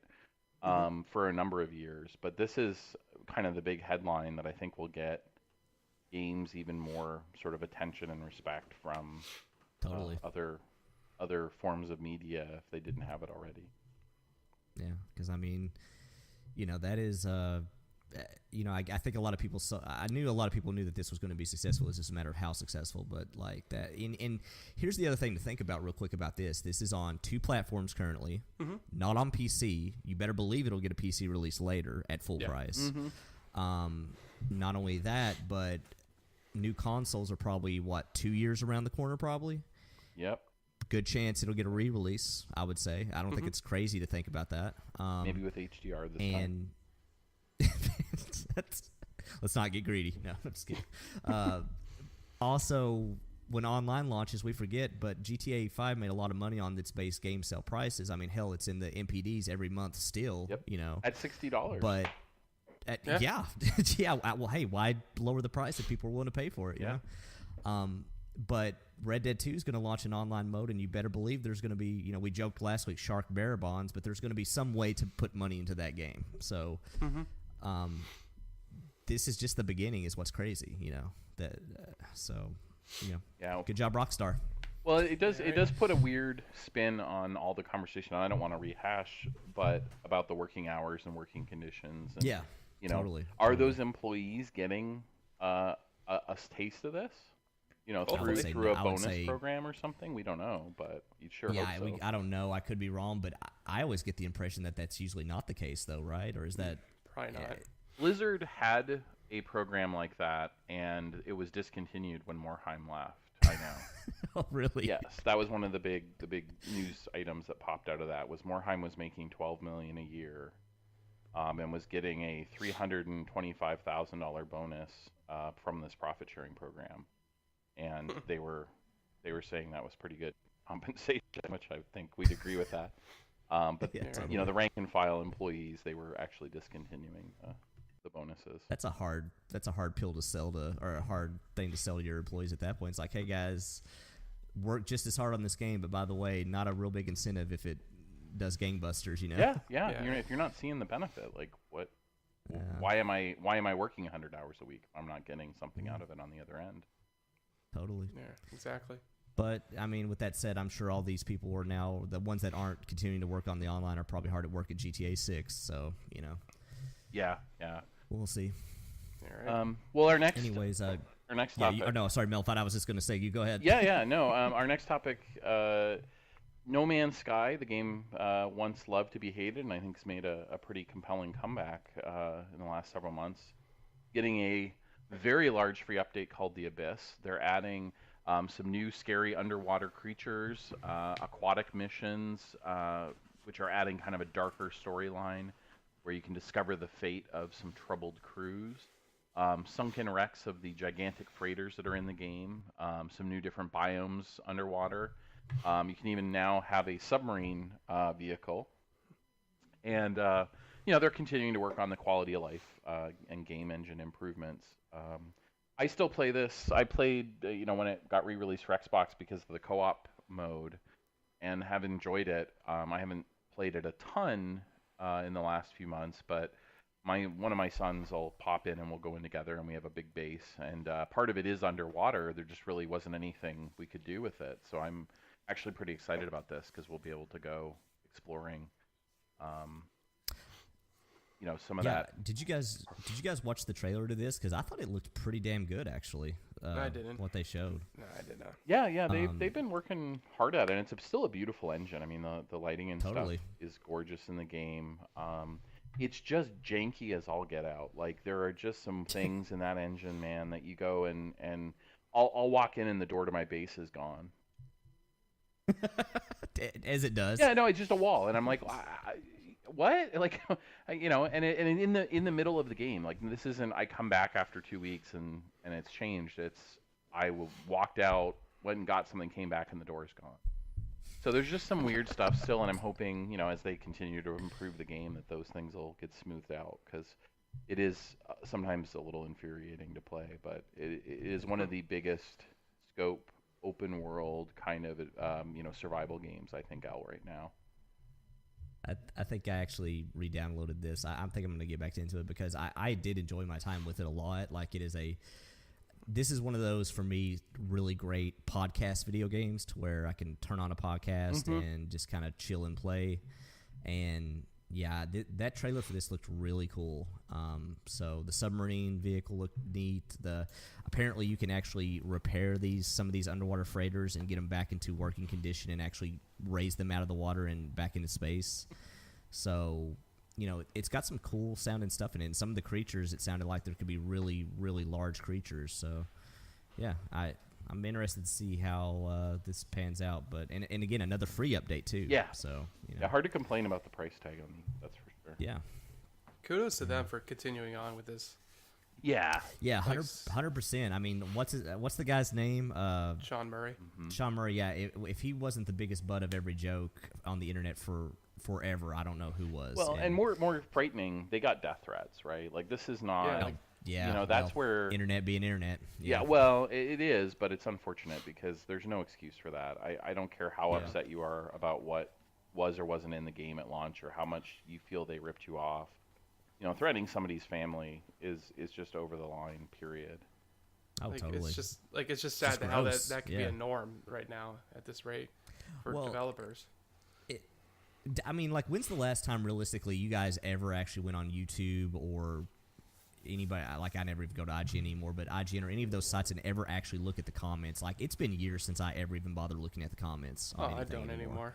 Like, there's no point. I have a plugin for my browser that hides them by default. Actually, Good man. Because I'm not interested. You know, Because it's just a waste of time. Yeah. It's just some morons just like thinking like they know how, like, what the video game can, like, what do you call it, community wants, and all this stuff. Like, it's just like, or that their opinion is actually worth 2 cents. Yeah, like, it's like, these are my facts and those are your opinion type of thing. How dare you not 100% agree with what I'm saying right now? You are false and should die. Seriously. Wait, what? The thing is, though, it's more effort to be negative. Oh, by the way, I'm back. Like a ninja. Who is that? What? someone's What is hacked this the person? podcast. Oh no. Yeah. Again, damn it. But yeah, to have those, it's more difficult on yourself and your life to be that negative constantly. Like it's like think, strength right? sapping. Yeah, I mean, when I have a bad day and I can feel myself kind of down in the dumps, and you look at something, you just think, oh my god, that's rubbish. You can feel it kind of sapping your energy. It's a lot easier to be happy, or try to be, obviously. You know, look at the brighter things of life, or the brighter side of, you know, a crap sandwich. Do you have you have a retail facing job, right, Chocolate? You deal with people. Yeah, unfortunately. Okay, me too. So you probably understand where I'm coming from here, but not to get too much into the non-video game stuff. But like, even in a retail setting, there'll be times where I'm dealing with somebody, and regardless of whether or not we messed up on our side or they're just in the wrong, whatever, when it gets to the point where I'm just like, here's what I'm doing to fix the problem, or here's what I'm doing to make this right, and if at that point they are still wanting to just be terrible rude, like just a terrible person at that point, still, like, it does wear on you, because you're just like, what are you trying to gain out of this at this point, you know? Like, yeah. Where are you going with this? Like, you got what you wanted, like, what are you doing right now? So, Well, sometimes you can bend over backwards for people, and that's still not what they want. They need to. yeah. So I used to work in a transportation industry. So at times there was literally no transportation. You couldn't get from A to B. It was on the railway, so you couldn't get the train because there was a problem at X or Y. And people would expect you to miraculously get them home, where you had set processes and procedures and blah blah blah, all the boring crap stuff. But no one wants to hear that. People want to get home, Right. which is completely understandable. You know, you've got kids, families, a 2-hour journey home, whatever. But that they need to. I can't even just be vindictive towards you because it's your fault or you're that face of the company. So it's right. I'm gonna make myself feel better by laying into you and being on that side. You're that one person taking it from him, and then it could be her, and then someone else. They forget that potentially you've had that volley of abuse repeatedly, 100 times. Yeah. So the same as this developer, he's probably had it at least 1,000 times, which is uncalled for. Yeah, it's the thing of like whether it's us talking about our job, retail, anything like that, or a comment section on the internet or a developer like this. Just it always amazes me how people can be so horrible to complete strangers they've never met before. You know. Mm-hmm. Yeah. And that's still to the day I die, that'll always amaze me about people. Like is that like, you know, somebody you've never met and you can just be that terrible to. Well, that's the anonymity, right? And I'm not sure I can probably say that word 3 more times and I pronounce it differently each time. But that is the problem, is they are faceless, right? Especially on a phone call or something. Oh yeah, totally. But they're totally, just there to cause you pain is the mindset of some folks, unfortunately. That's why swatting is a thing, you know, stuff like that. Oh, it's God. just, you know, it's I mean, that's going OTT now, isn't it? That is just absolutely. Speaking of another lovely thing in the gaming industry, swatting, like, just, we will have a chat another episode about that perhaps, but people are great. We love people. I was never happier than when the guy who swatted was convicted. Thank God. He caused a death directly through that. Well, not to linger too much, but to continue, and I promise I didn't line these stories up to be the best segues ever, but continuing on with the segues, of negativity. Guys, Diablo Immortal is a new Diablo game that got announced at BlizzCon. Drumroll, please. It is a mobile game from the makers of Diablo. When the mobile part got announced, let's just say the internet was, how do I put displeased, this? Less than enthusiastic about the mobile part of that announcement. So much that the YouTube official Blizzard YouTube trailer was flooded with dislikes, and I gotta say, I checked this out the other day when the story got announced, and they weren't lying. Some real bad comments. Speaking of the internet and comment section, which Blizzard began to delete, actually. And now this is all coming from Gamer Rant, which they go on to say that, again, they can't empirically prove it. The only thing they're going by is that every once in a while you'll see comments just disappear, and then comments that are at the top of the top reported comments have like 1 or 2 likes, which anybody knows, any popular video on YouTube, that doesn't happen if there's thousands of comments, you know. Yeah. So, what do you guys think about this whole situation? I'll add a couple bits of flavor to this story. This also was announced during the BlizzCon keynote on Friday, and people were booing at the keynote, the announcement. Oh no. And during the Q&A session, there were some very pointed questions to the team about why they would do this. And actually, to be fair, this actually is a little worse than it sounds. It's not just Diablo's next installment is a mobile game. Blizzard is taking an existing mobile game and putting a Diablo skin on it and releasing it as a new game. Oh. Yeah, so this isn't even, and they're not doing the development. They're licensing the Diablo IP to this company that's going to make it. So none of those things you just said are good. No, I know. Well, that's where I think it's a little bit easier to understand some of the backlash. I think Blizzard was probably being delusional. Are they clever with their wording? Yeah. To be fair also, and I won't put you on the spot, Mellified, because I know you probably, regardless, you couldn't say anything on this if you could, but we also had another, which I won't name him either, person in the Discord community where it sounds like Diablo 4 is coming. It's just a matter of when it gets announced. So maybe this wouldn't have went over as bad if that also got announced. But I think because of the fact that this is the only news we got, and we didn't get a D4 announcement, is that probably doesn't help either. So. Yeah, D4 at this point, Diablo 4 is the worst kept secret in the gaming industry. Totally, I mean, they've been working on it for years. There's been I want to say like 4 years ago there was LinkedIn profiles like quoting that game, So I mean, like it's. That said, I think one of the interesting things about this story is if you contrast it with the Gears announcement at E3, they announced a mobile game alongside a big, new release in the Gears world.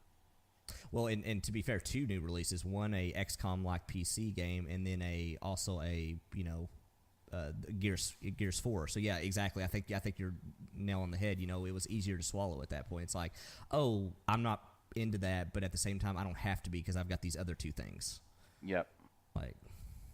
Yep.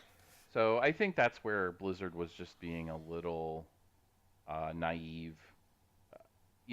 But the problem was what they should have done is canceled BlizzCon. Let's be frank here. From what actually come out of it, I agree. They and there is a precedent for that. The second year they actually skipped BlizzCon because they said we just don't have enough big announcements to make. But for whatever reason they felt they needed to do it this year, and they announced 2 re-releases and a reskin mobile game. I think it's easy to understand why people are a little bit frustrated with that. Yeah, which we didn't even put that in, but they did announce Vanilla WoW, a release date on that, and I think Warcraft 3 is getting remastered. Yep. Is that correct? Yep. Those are the other 2. Yeah. Okay. Which I'm actually kind of excited about Warcraft 3. I would love to play back through that. I liked Warcraft 3 a lot. So.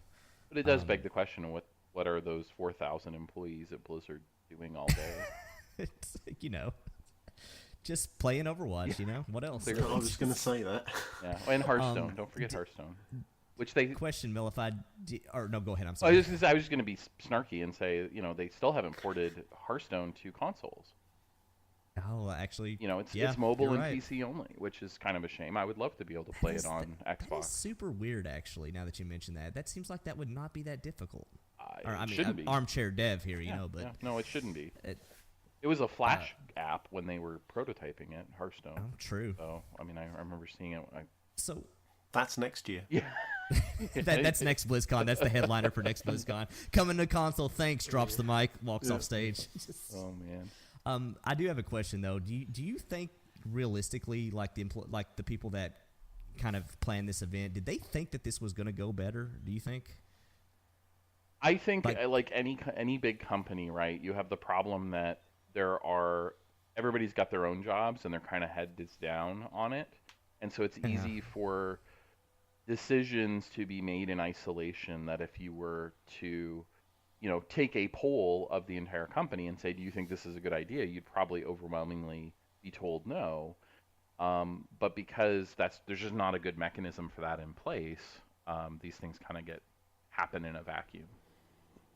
I gotcha. And we got Cabo reporting from the Persian Gulf on the carrier USS Nimitz. Cabo, what can you tell us about this next story coming up? Ugh, the winds here are terrible. Can you hear me? I hope you're getting hazard pay for this, man. Yeah, right? 100 hours next to this jet. God damn this crunch time. Speaking of crunch time. Oh, God. Oops. Mellified, actually, I'm just going to go back to the Diablo thing. Yeah. Were you playing, because I noticed on the notes above that you said you were playing Diablo 3 again. Yes. Were you playing on the Switch, or is it just on Xbox? No, I've been playing the adventure mode on Xbox with a couple friends, just kind of for fun. We just decided to jump on the season and do some new characters, and we've been going through, and just, it's a good, especially, if you don't go crazy on the power leveling, difficult, or powering up the difficulty. You can just sit and BS and hang out and chit chat and kill some stuff. It's a nice, relaxing game. So, yeah, I need to get back into that game. I have it on Xbox. I've been very tempted on Switch now since it came out yesterday. I may have bought it on Switch, Cabo. Nice. I'm waiting for them to actually ship the cross system play. Yeah, for Switch. I have to feel like that's coming. They've got a BattleNet account. Like, surely that's coming. They're working on their mobile game. Shut up, guys. Look, it's all hands on deck on the mobile game, guys. Dude. Let's prioritize here. Is that sending emails to the other devs to get this ported? Watch out, Candy Crush. There's a new demon in town. Well, that was Hey, that's one of the interesting realistically, things. I bet that's going to make them money. That's Yeah. one of the interesting things, though, is Activision Blizzard owns King, which is the maker of Candy Crush. Yeah. Oh, that's true. So, I was wondering if they were going to do an in-house, Diablo mobile game. Candy Crush? Candy Crush, yeah, you could. Oh god. Apparently, they're going to imagine? license Just like IP. They should if they announced that as their game and that was it, I would. Oh my god! just like devil heads that you have to stack on each other, and when you do, blood rains everywhere. the Just Diablo fan base would have just went into negatives. oh god, dude, they would have literally burned down that convention center probably. And speaking riots of and death Red threats Blizzard. to families. Yeah. Oh god. Well, they after the LA Kings win, a tournament or something, they tend to burn down LA and riot. So Fair. Yeah. Fair. this is just the gaming equivalent. We're going out. It just looked like your typical playoff night at the Staples Center, exactly. just normal. Because what better way to celebrate your team winning by burning the city that you live in That's right. down? Oh, it's well, hey, it's better than if you're like me and you went to school at UK. Our tradition is that we burn couches on State Street when we win something big. So I don't know. I guess it's cheaper than cars, so there's that. yeah. but Well, I don't don't know. get it. Anyway, all right. I don't get it either. So Cabo, Moving on. what's the scoop on the Nimitz there? So we got. So we all know about the PlayStation Classic that was coming out very soon for $100. They said they were having about 20 games going to be on there pre-installed. Well, they gave the full list, and I think it's gonna be a good idea if we do like a yay or nay type of game for these for the list of games that we have to see if these are games that you are actually would be considered playing on it if you ever got it or not. Does that seem fair? Sure. Sounds Sounds good. good. All right. First one we got is Battle Arena Toshin. Oh Jesus, Toshinden. No. Yeah, yay. What? No, never heard of it. I think me reading it just already explains my answer. So nay. Cool Borders too. Never heard of it. Yeah. I don't actually think I don't think I'm familiar with this one either. Actually, or at least not to one of the later iterations, probably. Sounds cool though. Is it Yeah. skateboarding or? See what you did there, snowboarding? chocolate. Just picture frames. Just take the pictures you got and put them in borders. I'm watching a video of it now. Man, I did not do it justice a while ago when I said these games did not age well. Holy hell! Oh dear. Oh jeez. Oh, I think this is at 10 frames a second, maybe. Oh Oh, jeez. that's bad. Anyways, PC yeah. gamers would Sorry. be screaming right now. My eyes. My eyes. I'm gonna throw up if anything below 60. 144 hertz or die. We're never gonna get through this list, are we? Nope. Okay.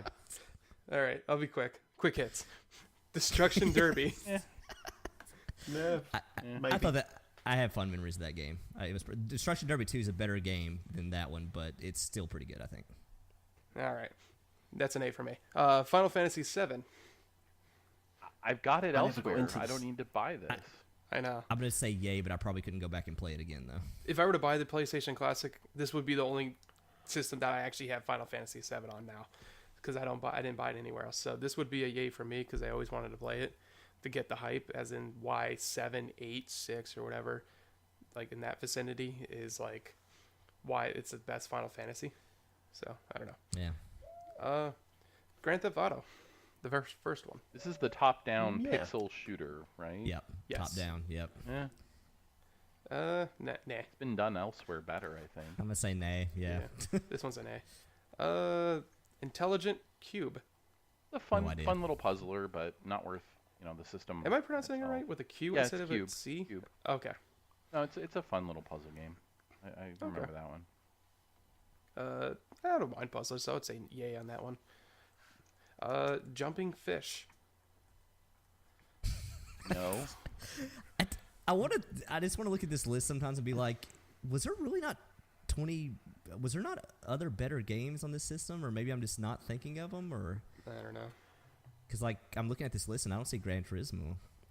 And that's a Sony exclusive. Does that? They own it. Yeah, Yeah. they own it. Yeah, I don't know. That's a weird one. Nay. Nay. The first Metal Gear Solid. Yeah, I'm gonna say yay on that one. Also been 'cause- remastered. I'd rather play the remaster. Oh, really? Yeah, I think GameCube and PS2 got Twin Snakes. I think, right? Mm-hmm. Yeah. It's a nay for me on that Metal Gear. I have Metal Gear Solid 5. Never touched it yet. Never played the older ones. It's an A for me. Mr. Driller. I'm gonna say yay. I like that one. I like Never Mr. heard of Driller. It's a backward compat title on the Xbox One Yeah. right now. The Yeah. update, which is the same game. So I'd rather play that. All right. Oddworld Abe's Odyssey. See my previous comment. Yeah, I never played any of the Oddworld games, so I don't have any kind of affection towards that. So I'm gonna say nay. No idea. Nay. Rayman. Yay. I like the first Rayman. Yeah. Yeah, it's a good game. Never played him. Resident Evil Director's Cut. If it wasn't available on every console ever made, I would say yay. But Yeah. It's it like is. the Final Fantasy VII treatment. Yeah, totally. Yay for me, because this is like the Resident Evil 1, like the remake on the GameCube was like my very all-time favorite Resident Evil game. So It is the GameCube version the only one that had the red faces, or the ones that came back if you didn't burn the bodies? I think the newer doesn't the HD Does the remaster. Xbox One have it too? Yeah, Okay. the redheads. Yeah, The I redheads, always, that's it. Yeah, yeah. I always love those ones. Yay for me. So I already said it, so I'll say it twice. Revelations Persona. This is the very first I- Persona game. If you aren't familiar with the series, Really? yeah. Okay. I'm gonna say yay because I loved 4 and 5. I never played 3, 2, and Revelations Persona, but the 4 and 5 were like amazing JRPG games for me. So I've heard this one doesn't hold up well, but I've never played it, so I'm Okay. curious to go back and try I'm it. kind of watching videos of each as we go through, and man, none of these hold up that well. Yeah. no, I'm sure it's like when you play Pong, you'd be like, you expect this to age well or something. Like, okay, forgot you only move up and down. It is one of those things where, like, in my head, like, I have an idea of like Rogue Squadron on 64, and I almost don't want to ever go back and look at it because I just have a pure image in my head of what it was, and I don't ever want it tainted. So Yeah, right.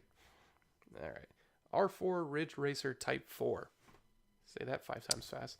I would really like you to do it in the game director's voice when he announced it for PlayStation 4.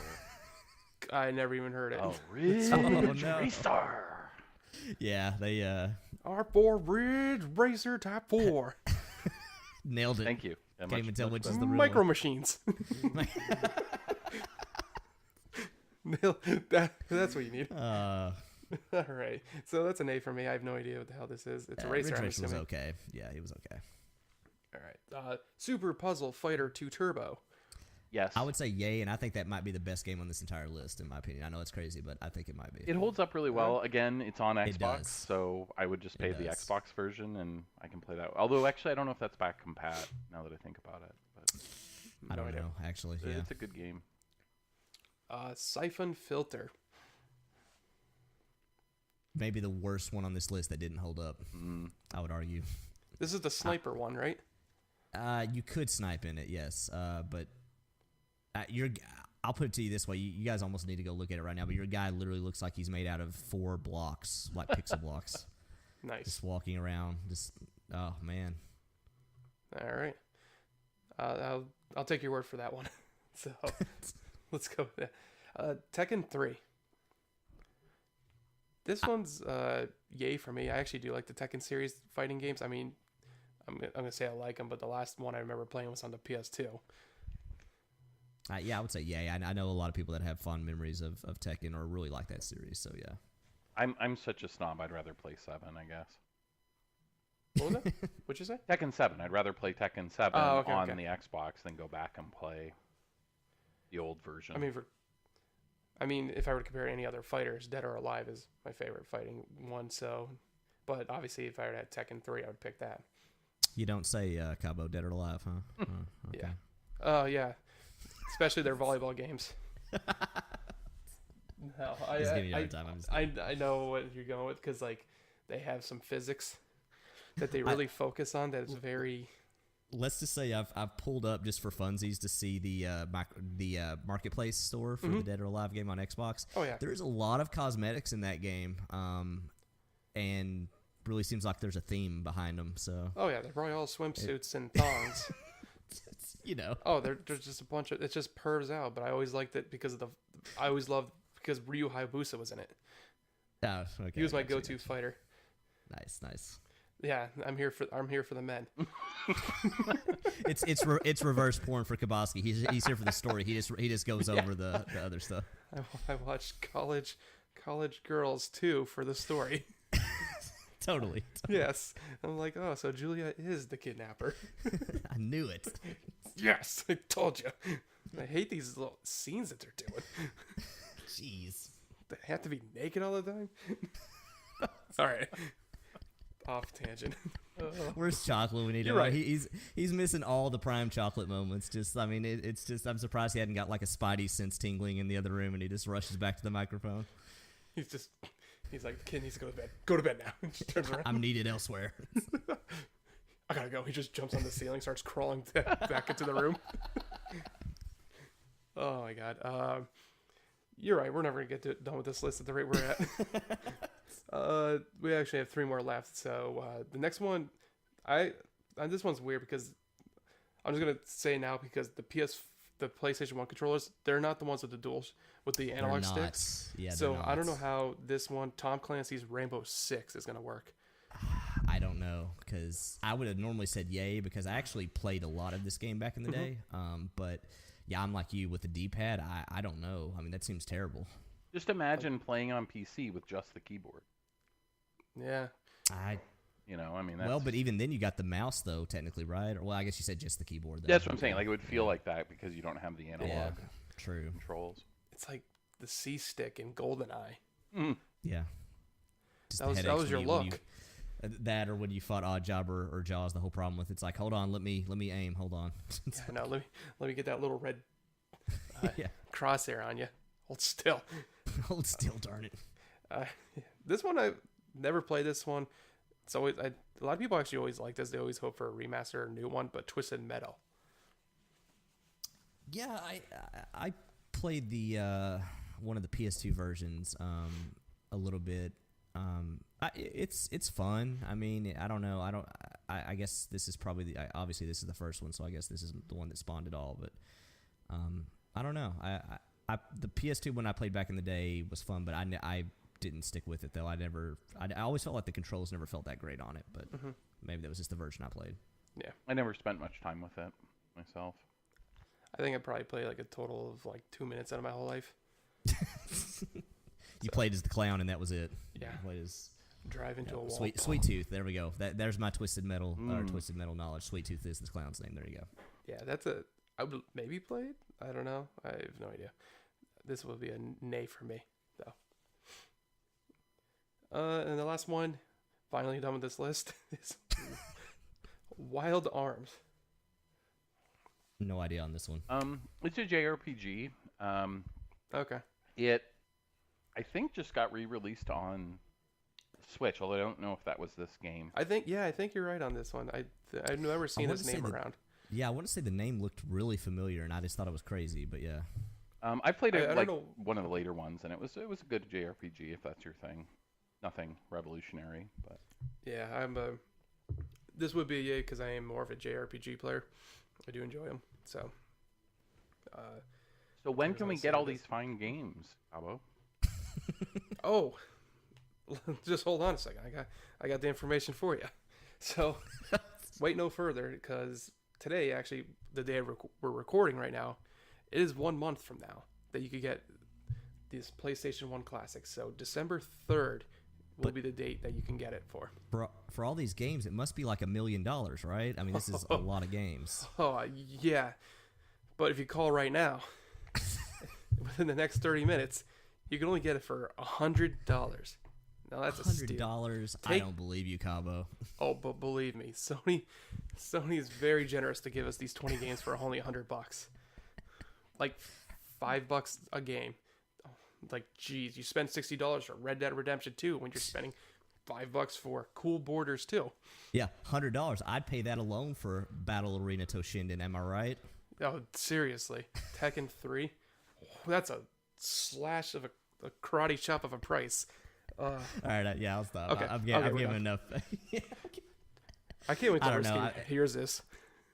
It's one of those. I don't know. I beat a dead horse here, but if this, I don't know. I guess if you're one of those people that this was just your console back in the day, but it's like Mellified was saying too. Like you probably own these games on other stuff and better versions of them, and $100 is a lot for this with controllers that don't have the dual analog sticks. Yeah. So Yeah. I don't know. So it's not for me. I never had a PS1. I was more the N6, like the Same Nintendo here. console family system in the beginning with the Super Nintendo, N64, then a GameCube. So I never had it. My first PlayStation was a PS2. So The interesting thing to me is, like, one of the reasons I remember having a PlayStation 1 is because you could ship the console and play import games from Japan and stuff like that. And obviously, You know, was it like region or was it? Oh, it was regional. Yeah. Like you're just saying that you just would get one that was specific. Okay, yeah, you'd hack it and put a mod chip in so you could play a Gotcha. region unlocked. And there was one of the Neo Geo classics, Magical Drop 3 was actually my favorite original PlayStation game.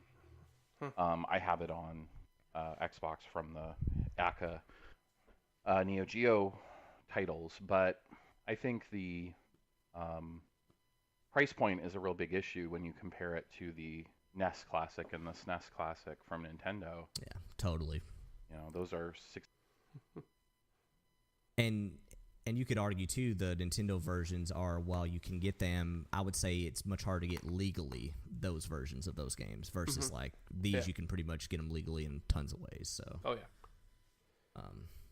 But yeah. One thing I will say too before we go into our last story, Black Ops 4 did get microtransactions. They are live as of this recording. We're gonna wait till next week when Risky's back, and kind of get his impression on those. I don't know about you guys, been seeing some mixed reviews on those out there, but then again, I don't know if microtransactions are ever received in a very positive light. But I haven't looked at anything on Yeah. reviews or anything about it. yeah, we'll see what Risky says next week though. So Okay. that'll be Risky's homework for next week. There we go. Last thing we'll talk about, I'm going to kind of hit through this really quick. Mixer announced something I think is kind of cool with how they're announcing it, but they're kind of treating it like a video game season pass thing. But they're calling it Season 2 of Mixer, and I guess this is how they're going to promote yearly changes that they do, I guess, or things that they introduce or whatever. So just to kind of hit the 4 big points here, they're introducing what's called skills. The first and most visible change you'll notice are new forms of expressions. There are more ways to participate with your favorite stream than just typing a message into chat. You can send stickers, gifts, launching celebratory effects like fireworks, confetti, etc. Every time you use a skill on a partner's channel, it supports that partner financially. Which gets into our next point, which is called Spark Patronage. Now you can support your favorite streamer without breaking the bank using Sparks. Earn Sparks just by watching streams. Spend them on skills to help partnered streamers reach milestones that give them a real money payout. Which I will say that seems cool because any way that can allow people without spending money to, benefit streamers, that sounds like a cool thing. So Mixer Embers is coming in 2019. It's celebrate and show support with Mixer Embers, a new virtual currency that you can buy and use on high-level skills. Embers will be a paid currency that goes a step further than Sparks and provides your favorite streamer with a direct financial reward and bigger celebrations. So it seems like a larger version of skills that you actually pay money for. And Progression, which is coming in 2019, I interpreted this as basically what Twitch has as far as tier levels of subs, and you basically level up by participating in chat, using skills, earning applause from other users, or simply coming back each day. Show your support for the community, unlock new skills, and stand out from the crowd. So again, I think that last part, Progression, just sounds like their form of tiers, of sub tiers, in my opinion. So yeah, so lots of stuff coming to Mixer. What do you guys think about that as far as some of those additions or things? Or have you checked them out yet? Have you hopped on Mixer and kind of looked at it? That's my answer. Gotcha, okay. I'm not really a Mixer person. I've always been more on Twitch. There's a couple of things I'm very about with Mixer. I like FTL. Don't get me wrong. Like literally, if I were to say something to you while you're streaming, you're gonna see it. It's like us just talking right now. Right. It really is. But I always hate going in a Mixer channel and always like I just want to lurk half the time. Majority of times I just want to lurk. Check some people out, see what they're streaming. I don't want to go into some guy who's got like, or girl who's got into like 2 viewers and I'm like, that person looks interesting, what they're doing, what they're playing. I want to check it out. And then as soon as I enter in there, hey Kabosky, how's it going? Yeah, I feel like if there's a pro tip to any new streamers out there, it's like don't get a bot and immediately use the I can see who's in your channel without them saying something because lurkers don't want that, and 99 I'm assuming 95% of the people in channels are lurkers. So yeah, I'm like you though. I only ever view stuff on Twitch. That's all I basically have been watching people on Twitch since the Justin.tv days, and I've got a certain group of people I've just watched forever. And Mixer's, don't get me wrong, Mixer's probably got a lot of great streamers and stuff, but now I will say I stream on Mixer when I do occasionally stream, or I guess I streamed on every platform because I use Restream, but Twitch is primarily what I watch people on though, totally. Yeah, that's You that's can't cool chat on Twitch. What now? The ninja's back. I said you can't chat on Twitch, can you? yeah, you can chat. Oh no, you can. Scrolls too much too quickly. It's just more of like there's a delay a lot of times, like Which they've actually lowered it. I think it's I want to say it's like 10 to 15 seconds at the most. I'm maybe. surprised they haven't find their own way of like an FTL type of chat. I think you can opt into much lower latency if you have the bitrate and stuff to support it. I think. I don't, but yeah. But I don't know. I'm sure like that the gap is closing on all that kind of stuff. But I would say too, Chocolate. It could just be that you were in a popular streamer's channel too. If it was just like the chat was going crazy because a lot of those channels they have to go in like slow mode and stuff like that just to see what people are saying. I do prefer Mixer when it comes to the watching streamers. Oh yeah, okay. Did you ever have like a group of streamers that you watched on Twitch before like Beam or Mixer was the thing? God, this is how much of a noob I am. I think it's only the last year and a half I've been watching Twitch. Oh, okay. Okay, so you're fairly new to it. Okay. Yeah. So as soon as Mixer came out, I think I jumped on that to watch, and then just went and see what was going on Twitch, just because, it was there.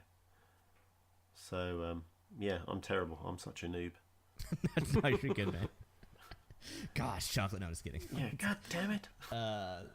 Every time you say that, I just think of what's her name from Archer. Just every time, I just think of that. Like I just picture her saying that. Anyways, Lana.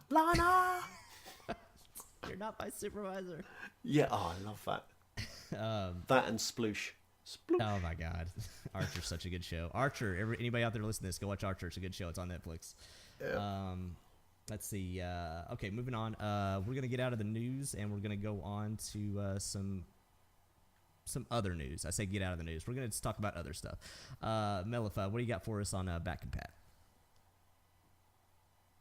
Okay. Anyways, Chocolate, what do you got for us on Back and Pat? No, I'll take this one. So Just Cause is out, and you've also got Castlevania, Lord of the Shadows 2, and Mirror of the Fate. Okay, all right. Wasn't there a time Castlevania delay? fans. No, ignore that. I was going to say, isn't there a delay on one of the Back Compat games? But it's not. It's one of the Game Pass games, isn't it? Wow, spoilers much. I know. All right. I think I'm back now. I don't know what happened there. That was weird, but Oh, okay, cool. See, I think I messed up because it was still showing you were in the room, and then I queued to you, and then I'm just like, Risky is banging his head against the wall right now. This show is falling apart. I could hear you guys fine, so I was talking and then realized you okay. guys couldn't hear me. But yeah, so I was gonna say the Just Cause is actually kind of interesting because the original game is actually one of my all-time favorite 360 games. I beat everything you could do in that game. I hope my save is in the cloud because I really don't want to do it all again.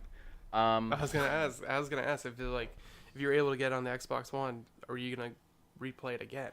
I don't think so. Okay. The game is fun for what it was at the time, but the sequels have added even more stuff to do and more variety. So I think Okay. it's neat to go back and be able to play it, but having played it, I don't feel any strong desire to play it again. Okay. Fair enough on that. But Yeah, I only got in on Just Cause 2, but I love Just Cause 2 though. It was really good. yeah, Just Cause 3 actually will be out of a free weekend when this airs, but was on a free weekend. And then Just Cause 4 comes out at the beginning of December, I believe it is. So I think that's why they're There hasn't been much doing that. hype for Just Cause 4 though. I remember them pushing 3 quite hard. I would say 2 though, like Hitman 2 and Just Cause 4. While I think they're going to be awesome games, Hitman especially for me, I think it's going to be an awesome game. But they got into the Red Dead like apocalypse, so you know it's hard to get much. Yeah, it's hard to get much airtime when that's coming out. So Yeah, it feels like there's not much coming out after Red Dead. Where Yeah. it feels like Red Dead have engulfed. bite your tongue. You bite your tongue. But no, but it just I'll be feels like fighting they've in the fields of engulfed. France, chocolate. Forgot about Battlefield. God damn it! I'm gonna be calling for a medic, and chocolate's over there. I forgot about Battlefield. It's like, oh, he's not coming. He comes I'll in be on coming riding on my a horse horse in a cowboy outfit. Yeah, it's like, oh, wrong game. Sorry. Oh, my horse my is dead. 6 Permadeath. Damn it. with my 6-shooter. No, wrong game. I'll just do. No, they totally have revolvers in this too, so you're good. There you go. Anyways, moving on. Cabo, you got some new releases and some Game Pass and PlayStation Plus games for us, I think, right? No. Oh, okay. Yeah. Well, this is about on par for how this show is going. So, good night, folks. Thank you. It's been fun. It's been fun. It's all All right. burning down. This is fine. It's fine. Everything's fine. All right. So, Game Pass for November, we're going to have a couple of games coming out on November 1st. And like what Chocolate said, there is going to be a delay on one game that'll be coming out on November 6th. So, for the games that are going to be out on the 1st of November, so 2 days ago, or four days ago, I guess, when you're listening to it on Tuesday. Math is hard. It's a different time zone on the carrier out in the Gulf, Persian Gulf. So don't worry, guys. Yeah, It's whatever. Forget it. Like Atreus in God of War. Whatever. Whatever. Just Dad. keep going, boy. You're not the Whatever. boss of me, Dad. All right. Focusing. So Game Pass are coming out for November 1st are Ollie Ollie 2 XL, Sniper Elite 4. I'm excited about that one. I got this when it came out. I played like the first 2 levels, and that was about it. So I definitely want to go get back and beat it because those are fun games to play. Totally. I beat Sniper Elite 3, and it was a blast.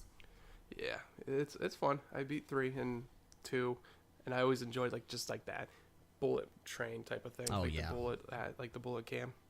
I mean, there's plenty of times where I had a bullet cam where it was through the testicles, through the eyeballs, through the every organ imaginable. Just I always love the achievements you get for popping both testicles. Yes. Yeah, I remember that too the first time because I didn't know that was an achievement. It popped. I'm like, oh, that's a crafty achievement, huh? I see what you did there. Huh? Yeah, I right. Did anybody shot him do? where? Did you do the? Did you shoot Hitler, Kabosky, on that extra DLC mission? Did I? I don't remember actually now. I'm gonna say no. Actually, I don't remember if I did. So, no. I'm just leaving it dead air because I'm just that's Yeah, all. you merely made it awkward. I'm paying you back now. Yes, I guess that's what I get. that's what you All get. right. Yeah, right. All right. So, 2 other games coming out for November 1st on the Game Pass one is Rise and Shine, and then the other one is Sheltered. And now for the other game that coming out on the delay for November 6th is Grip Combat Racing. Is it Grip or is it Grid? I'm thinking of. I copy and pasted, but it could be Grid. I don't know. I could be wrong. It could be Grip. Who knows? Find out when the podcast drops. Yes. And we can't do Exactly. nothing about it. Yeah, right. So these 5 games are coming in for the Game Pass coming in for November, but there are more to be announced at XO18 coming in at November 10th. So hopefully we get a lot more. These 5 are good. Sniper Elite 4 is a very good game. I've heard good things about it, and it was fun for the first 2 levels I had. So there is stuff to play now, but obviously nothing's wrong with having more. I'm gonna make a prediction that XO18, the big name drop on Game Pass, because if you guys remember 2 weeks ago, they came out and said that Ashen will definitely be launching this year, and it's day and date Game Pass. I bet anything that drops that day. I was thinking Mario Party. I mean, one can only hope that the game of the century comes out on Game Pass. So it's the game we deserve, or it's the game we need but don't deserve. So. Yeah. Well, it's been fun. Risky's never gonna invite me again. I do want to get. Nah, he'll just assume I made the Mario Party joke and just ban me instead. So there you go. So more to come for Game Pass coming in a few, like in a week from now, type of thing, for us at XO18 down in Mexico, right? Mexico City. Yeah. Yep. Mexico City. Nice. I'm actually excited for that. I want to hear more information for Xbox, what the future's going to happen for them. Maybe we'll get more Scarlet information. Who knows? I bet you Obsidian maybe announcement too. Ooh. Ooh, I'm going to be excited over here. Pillars of Eternity 2, Xbox exclusive. Hell yeah. I mean, it's already on PC, but still, console exclusive. Hey, they're putting mouse and keyboard support. It's possible. There you go. I mean, I've seen it on Best Buy. You could get it for the PS4 and Switch, but still, they're like, we want it back. Totally. Like, whatever. So, but going on for some free games type of thing, there is some new games with golds and new PS Plus games for the month of November. And I actually really like the Xbox ones that we got for this month. For the Xbox One, we have Battlefield 1.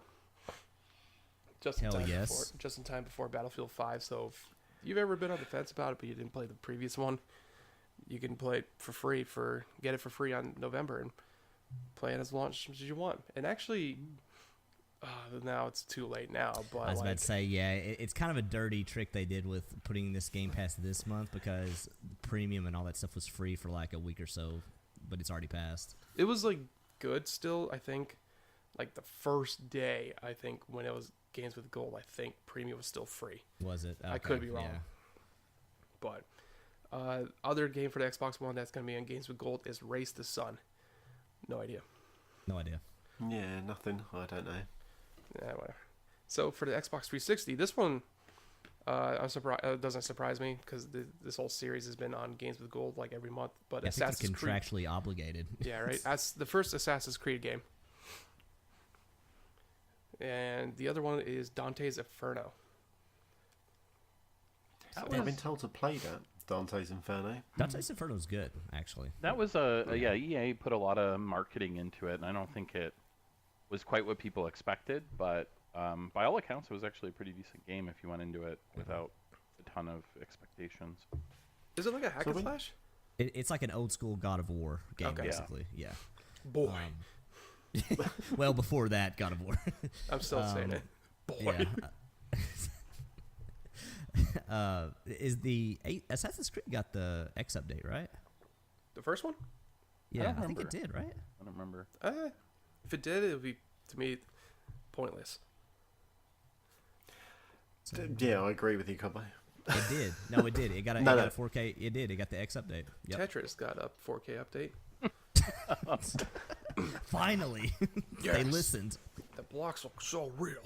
Oh my god, it's They're coming so out the crisp, screen. the edges. Jesus, these bricks are like on my house. Still not 144 hertz though. Oh, Get my fiance. Look at this grade. Look how real these blocks look. Fidelity. Screen tearing. You can't see the jagged edges here. Anyway, so now on the PS Plus side, I'm just gonna skip that conversation now because I'm really good at sidetracking here. For the PS4, where the hell did they go? Jack Party at the Pack beginning of the 2 PS3. Yeah, but there were like 2 PS4 games though. Yeah, they're down on the- below. Or No, those are the PS Vita games. So Keep talking, and I'll be right back. okay. Anyway, so we're in PS technical difficulties. PS4 list was actually just erased it on the notes here, but for the PS3 games, you get Jackbox Party Pack 2 and Arcade Series. And for the Vita, which both Vita games are cross-buy with PS4, one being Burly Man at Sea and Roundabout. There was 2 PS4 games that on the show notes, but they're magically Doc deleted disappeared. them. I've got them right here. It's Bulletstorm Full Clip Edition and Yakuza Kiwami. Oh, all right. Okay, thank you. That Yakuza game seems like a cool one because I know that. I never definitely played with them, those but I heard they were pretty. re-releases- I heard they were pretty good. Yeah. I feel like there's like 19 of them. They're on the PS4. Yeah, and that's definitely one of those where everybody's like, "Do I play this one? Do I need to play the older ones?" And people are. I've seen a lot of different responses to that. So I don't know.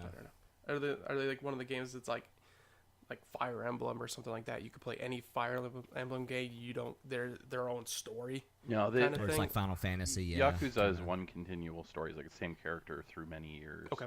So you'd probably want to play Sweet. through them in order. I don't know where Actually, might Kiwami make that fits in the storyline though, because it's not one of the numbered. Yeah, I was Titles. gonna say like, there's like that one. Isn't there another one that's not like a number one? I think there was like 2 Kiwamis, weren't there, or something like that, or maybe I don't know. Yakuza 0 is a prequel that was made later, Okay. but I don't know past that. Man, I just need like the. I Like will how give the a Kingdom shout out Hearts- to Roundabout. That's a fun little wacky game where you're controlling a revolving limo and driving it around, trying to deliver passengers a la Crazy Taxi, but it has really Okay. fun Okay. live action video clips built into the story. I was just about to Nice. ask if it was like Crazy Taxi because I definitely miss that style of gameplay. Oh god, that was such a good game. It was. I missed that game. And that's on, I think, every platform, Roundabout. Nice. Huh. Well, get it for free on the PS4, or if you're still a Vita owner, for the PS Vita. Oh, the What's a Vita? That's a coaster that you can keep your drinks there. That has a screen on it, but that's about it. It means life. Oh, I did like my Vita. I that's how I did obviously too, for what it's played worth. Persona 4 on there. Persona 4 Golden. I think it's Ys, the YS games. Oh yeah, yeah. Those are the other ones I got on there. It's a great system. Very good JRPG type of handheld. I mean, the 3DS is also another good one. But if you could literally have like hours and hours of JRPGs if you want to play on there. Plus the classic library you have for the PS1, PSP, even some PS2 games on there. You guys think they'll ever make another Vita PSP? I kind of hope, because I really like my Switch. And I think Sony would be another one crazy enough to go into the handheld market as well. I wonder about Microsoft entering the mobile market. See, I almost feel like if they were going to do it, they would have done it by now, though, right? Or I guess I think it's never say streaming. never, but I think that's where they're going to be like, we're different and we're going to do streaming. Yeah, it feels they're going. Have you seen the things on the internet with the where it's like Controller the mock-ups. Yeah, I've got a feeling that's potentially the way forward. Because if we're honest, if Xbox do come out with a handheld, we'd expect potentially the same type of power and graphics or games that we play on our Xbox One. I mean, And I don't think the system can handle it, or the screen can handle it. go ahead, Doc. You were going to say something. well, no, I was just gonna say, in a way, it almost does make sense for them to go the streaming route because theoretically, it's just less work for them because if you can make that work on any mobile phone, and you can tell developers that hey, make games for Xbox, and they'll just work on that too, then that's just less work they have to do in a way, right? I mean, Yeah, that's just that's an easier way. And with everything like internet, basically everyone these days are having like gigabit Ethernet type of thing here. yeah. So, but another one I was thinking of is because actually we didn't put it in the news, but how like the latest iPad Pro is equivalent, like hardware specs are equivalent to the Xbox One S. Yeah.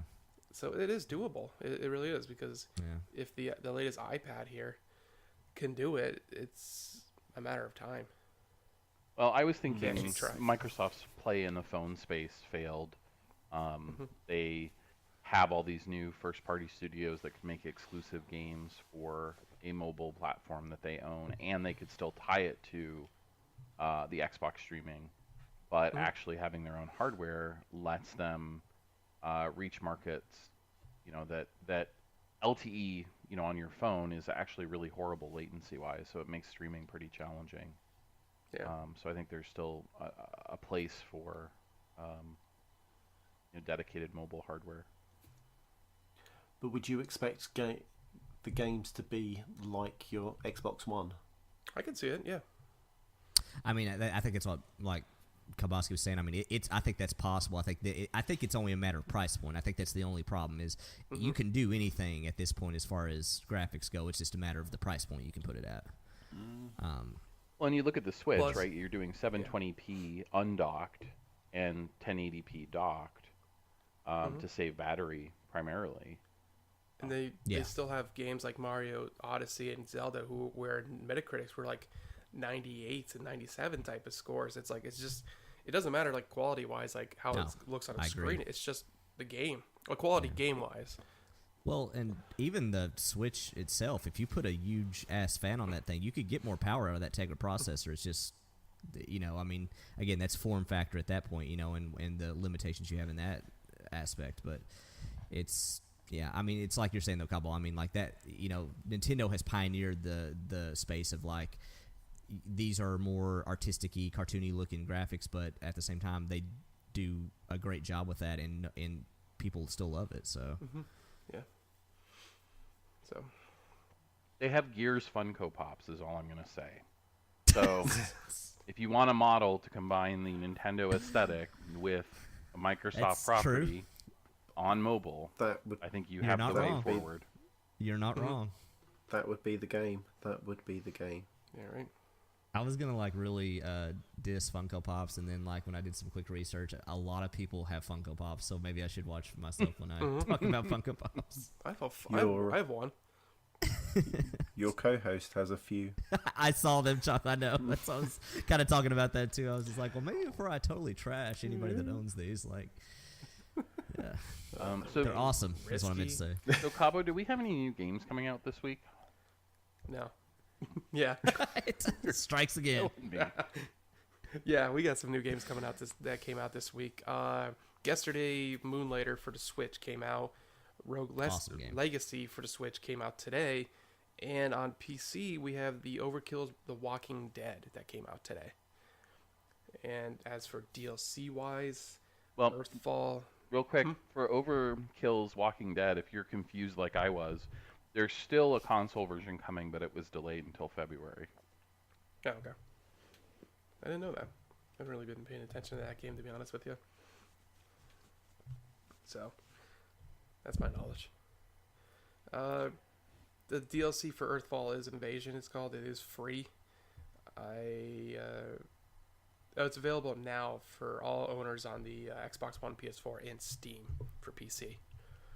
It's one of the biggest updates for the game Earthfall yet.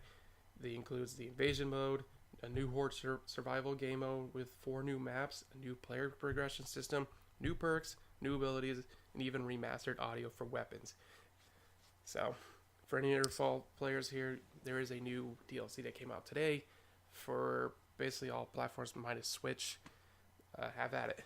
It's a fun Left 4 Dead style, 4-player co-op shooter. You don't have 3 friends. You can fill the spots with bots. And you're fighting aliens instead of zombies, but it feels a lot like the original, Left 4 Dead 2 in terms of the gameplay. Yeah. And I really enjoyed it. I played quite a bit of it over the last few months. There we go. I need an invite, Mellified. I have had no one play with me. I love this game. And I didn't can't even know. All right, man. I've got it. You got a date. It's excellent. It's Light some candles and play some Earthfall. play a little up. mood music. There's I'm some up for wine, it. Chardonnay, and some Earthfall. But yeah, I love Left 4 Dead, and this, when I saw it, was like, yes, this is it. This is the new Left 4 Dead for me, and I couldn't find anyone to party up with, which made me sad. Gee, if there's only a thing on Xbox called groups, clubs, or an Okay, LFG. Carlo. Wait, you say that? I did post one, and nobody replied. Oh. Well, Man. I guess I'm the asshole. Wah, wah, wah. Well, I have 3. I have Anyway. 3 players that I know, so we can get a 4-man group going for sure. Ah, superb. There you go. I just have to stay up late, but that is fine. Oh, yeah, We can play early in the morning, my time. We'll talk offline. I've got a friend. Yes. You go. Oh, jeez. All right. Well, anyways, this show has been a Oh, we need dumpster a fire, call out but- challenge. We missed. Totally. Yes. We're gonna put that in right now.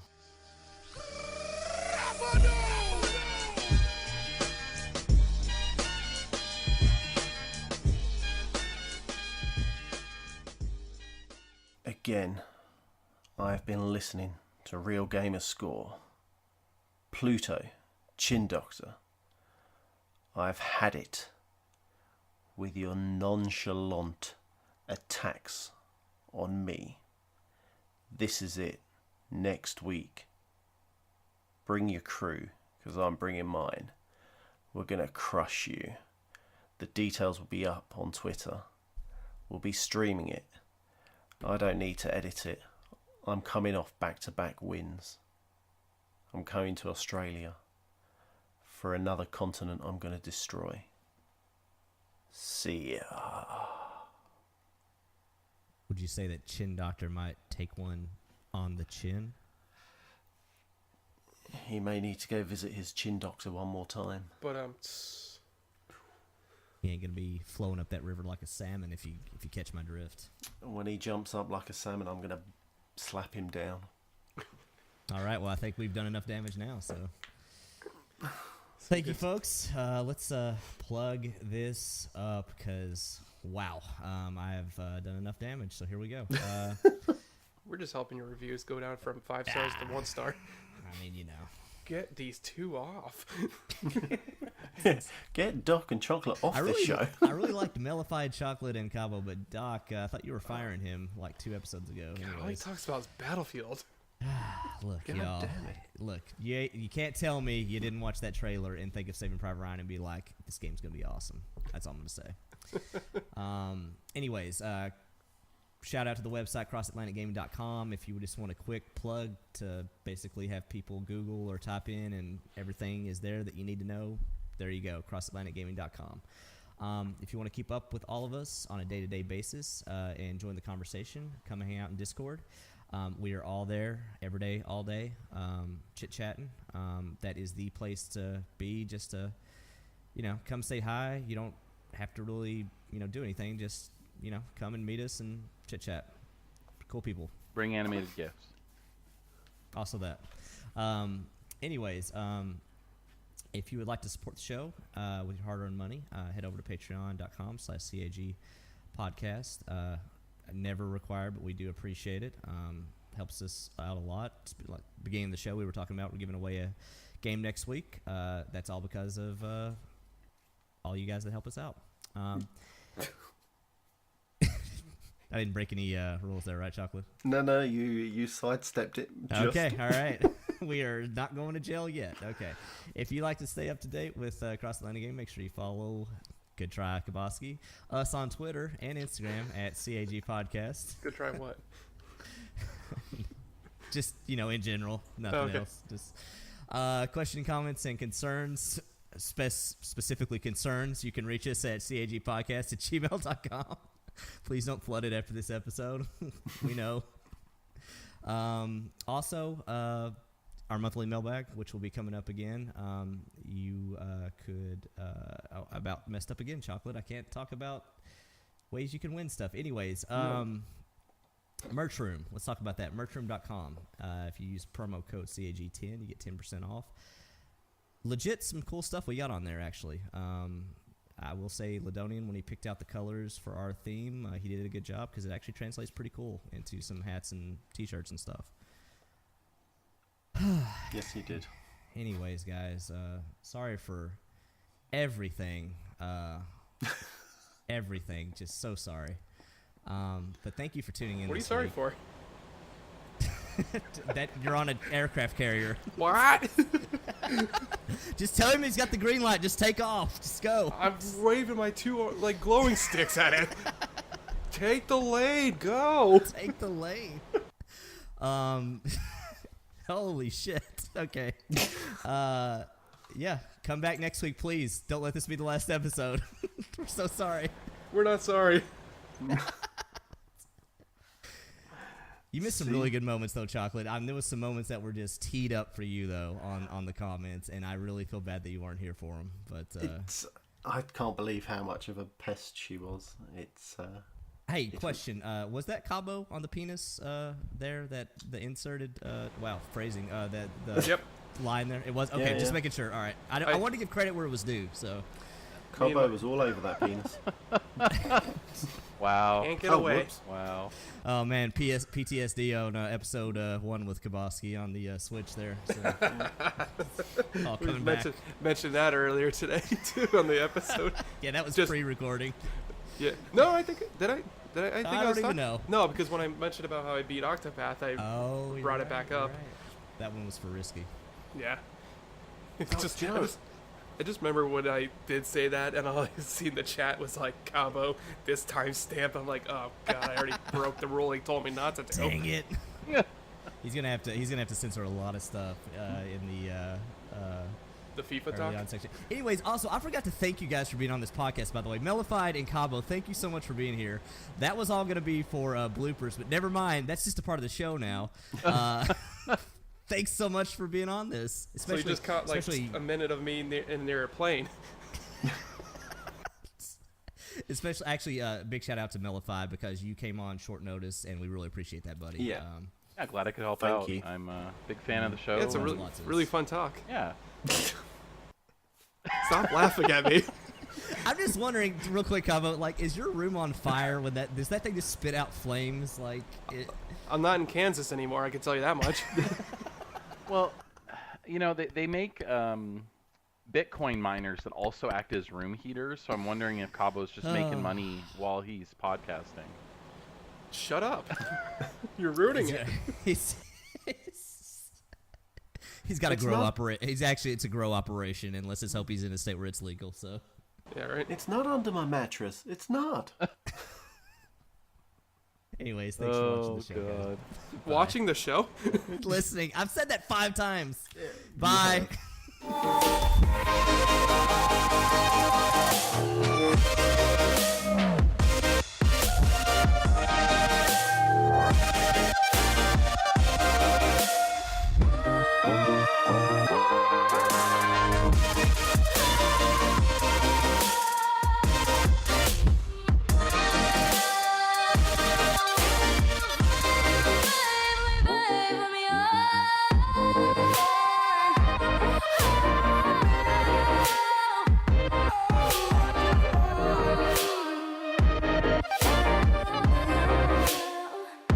Would you fight?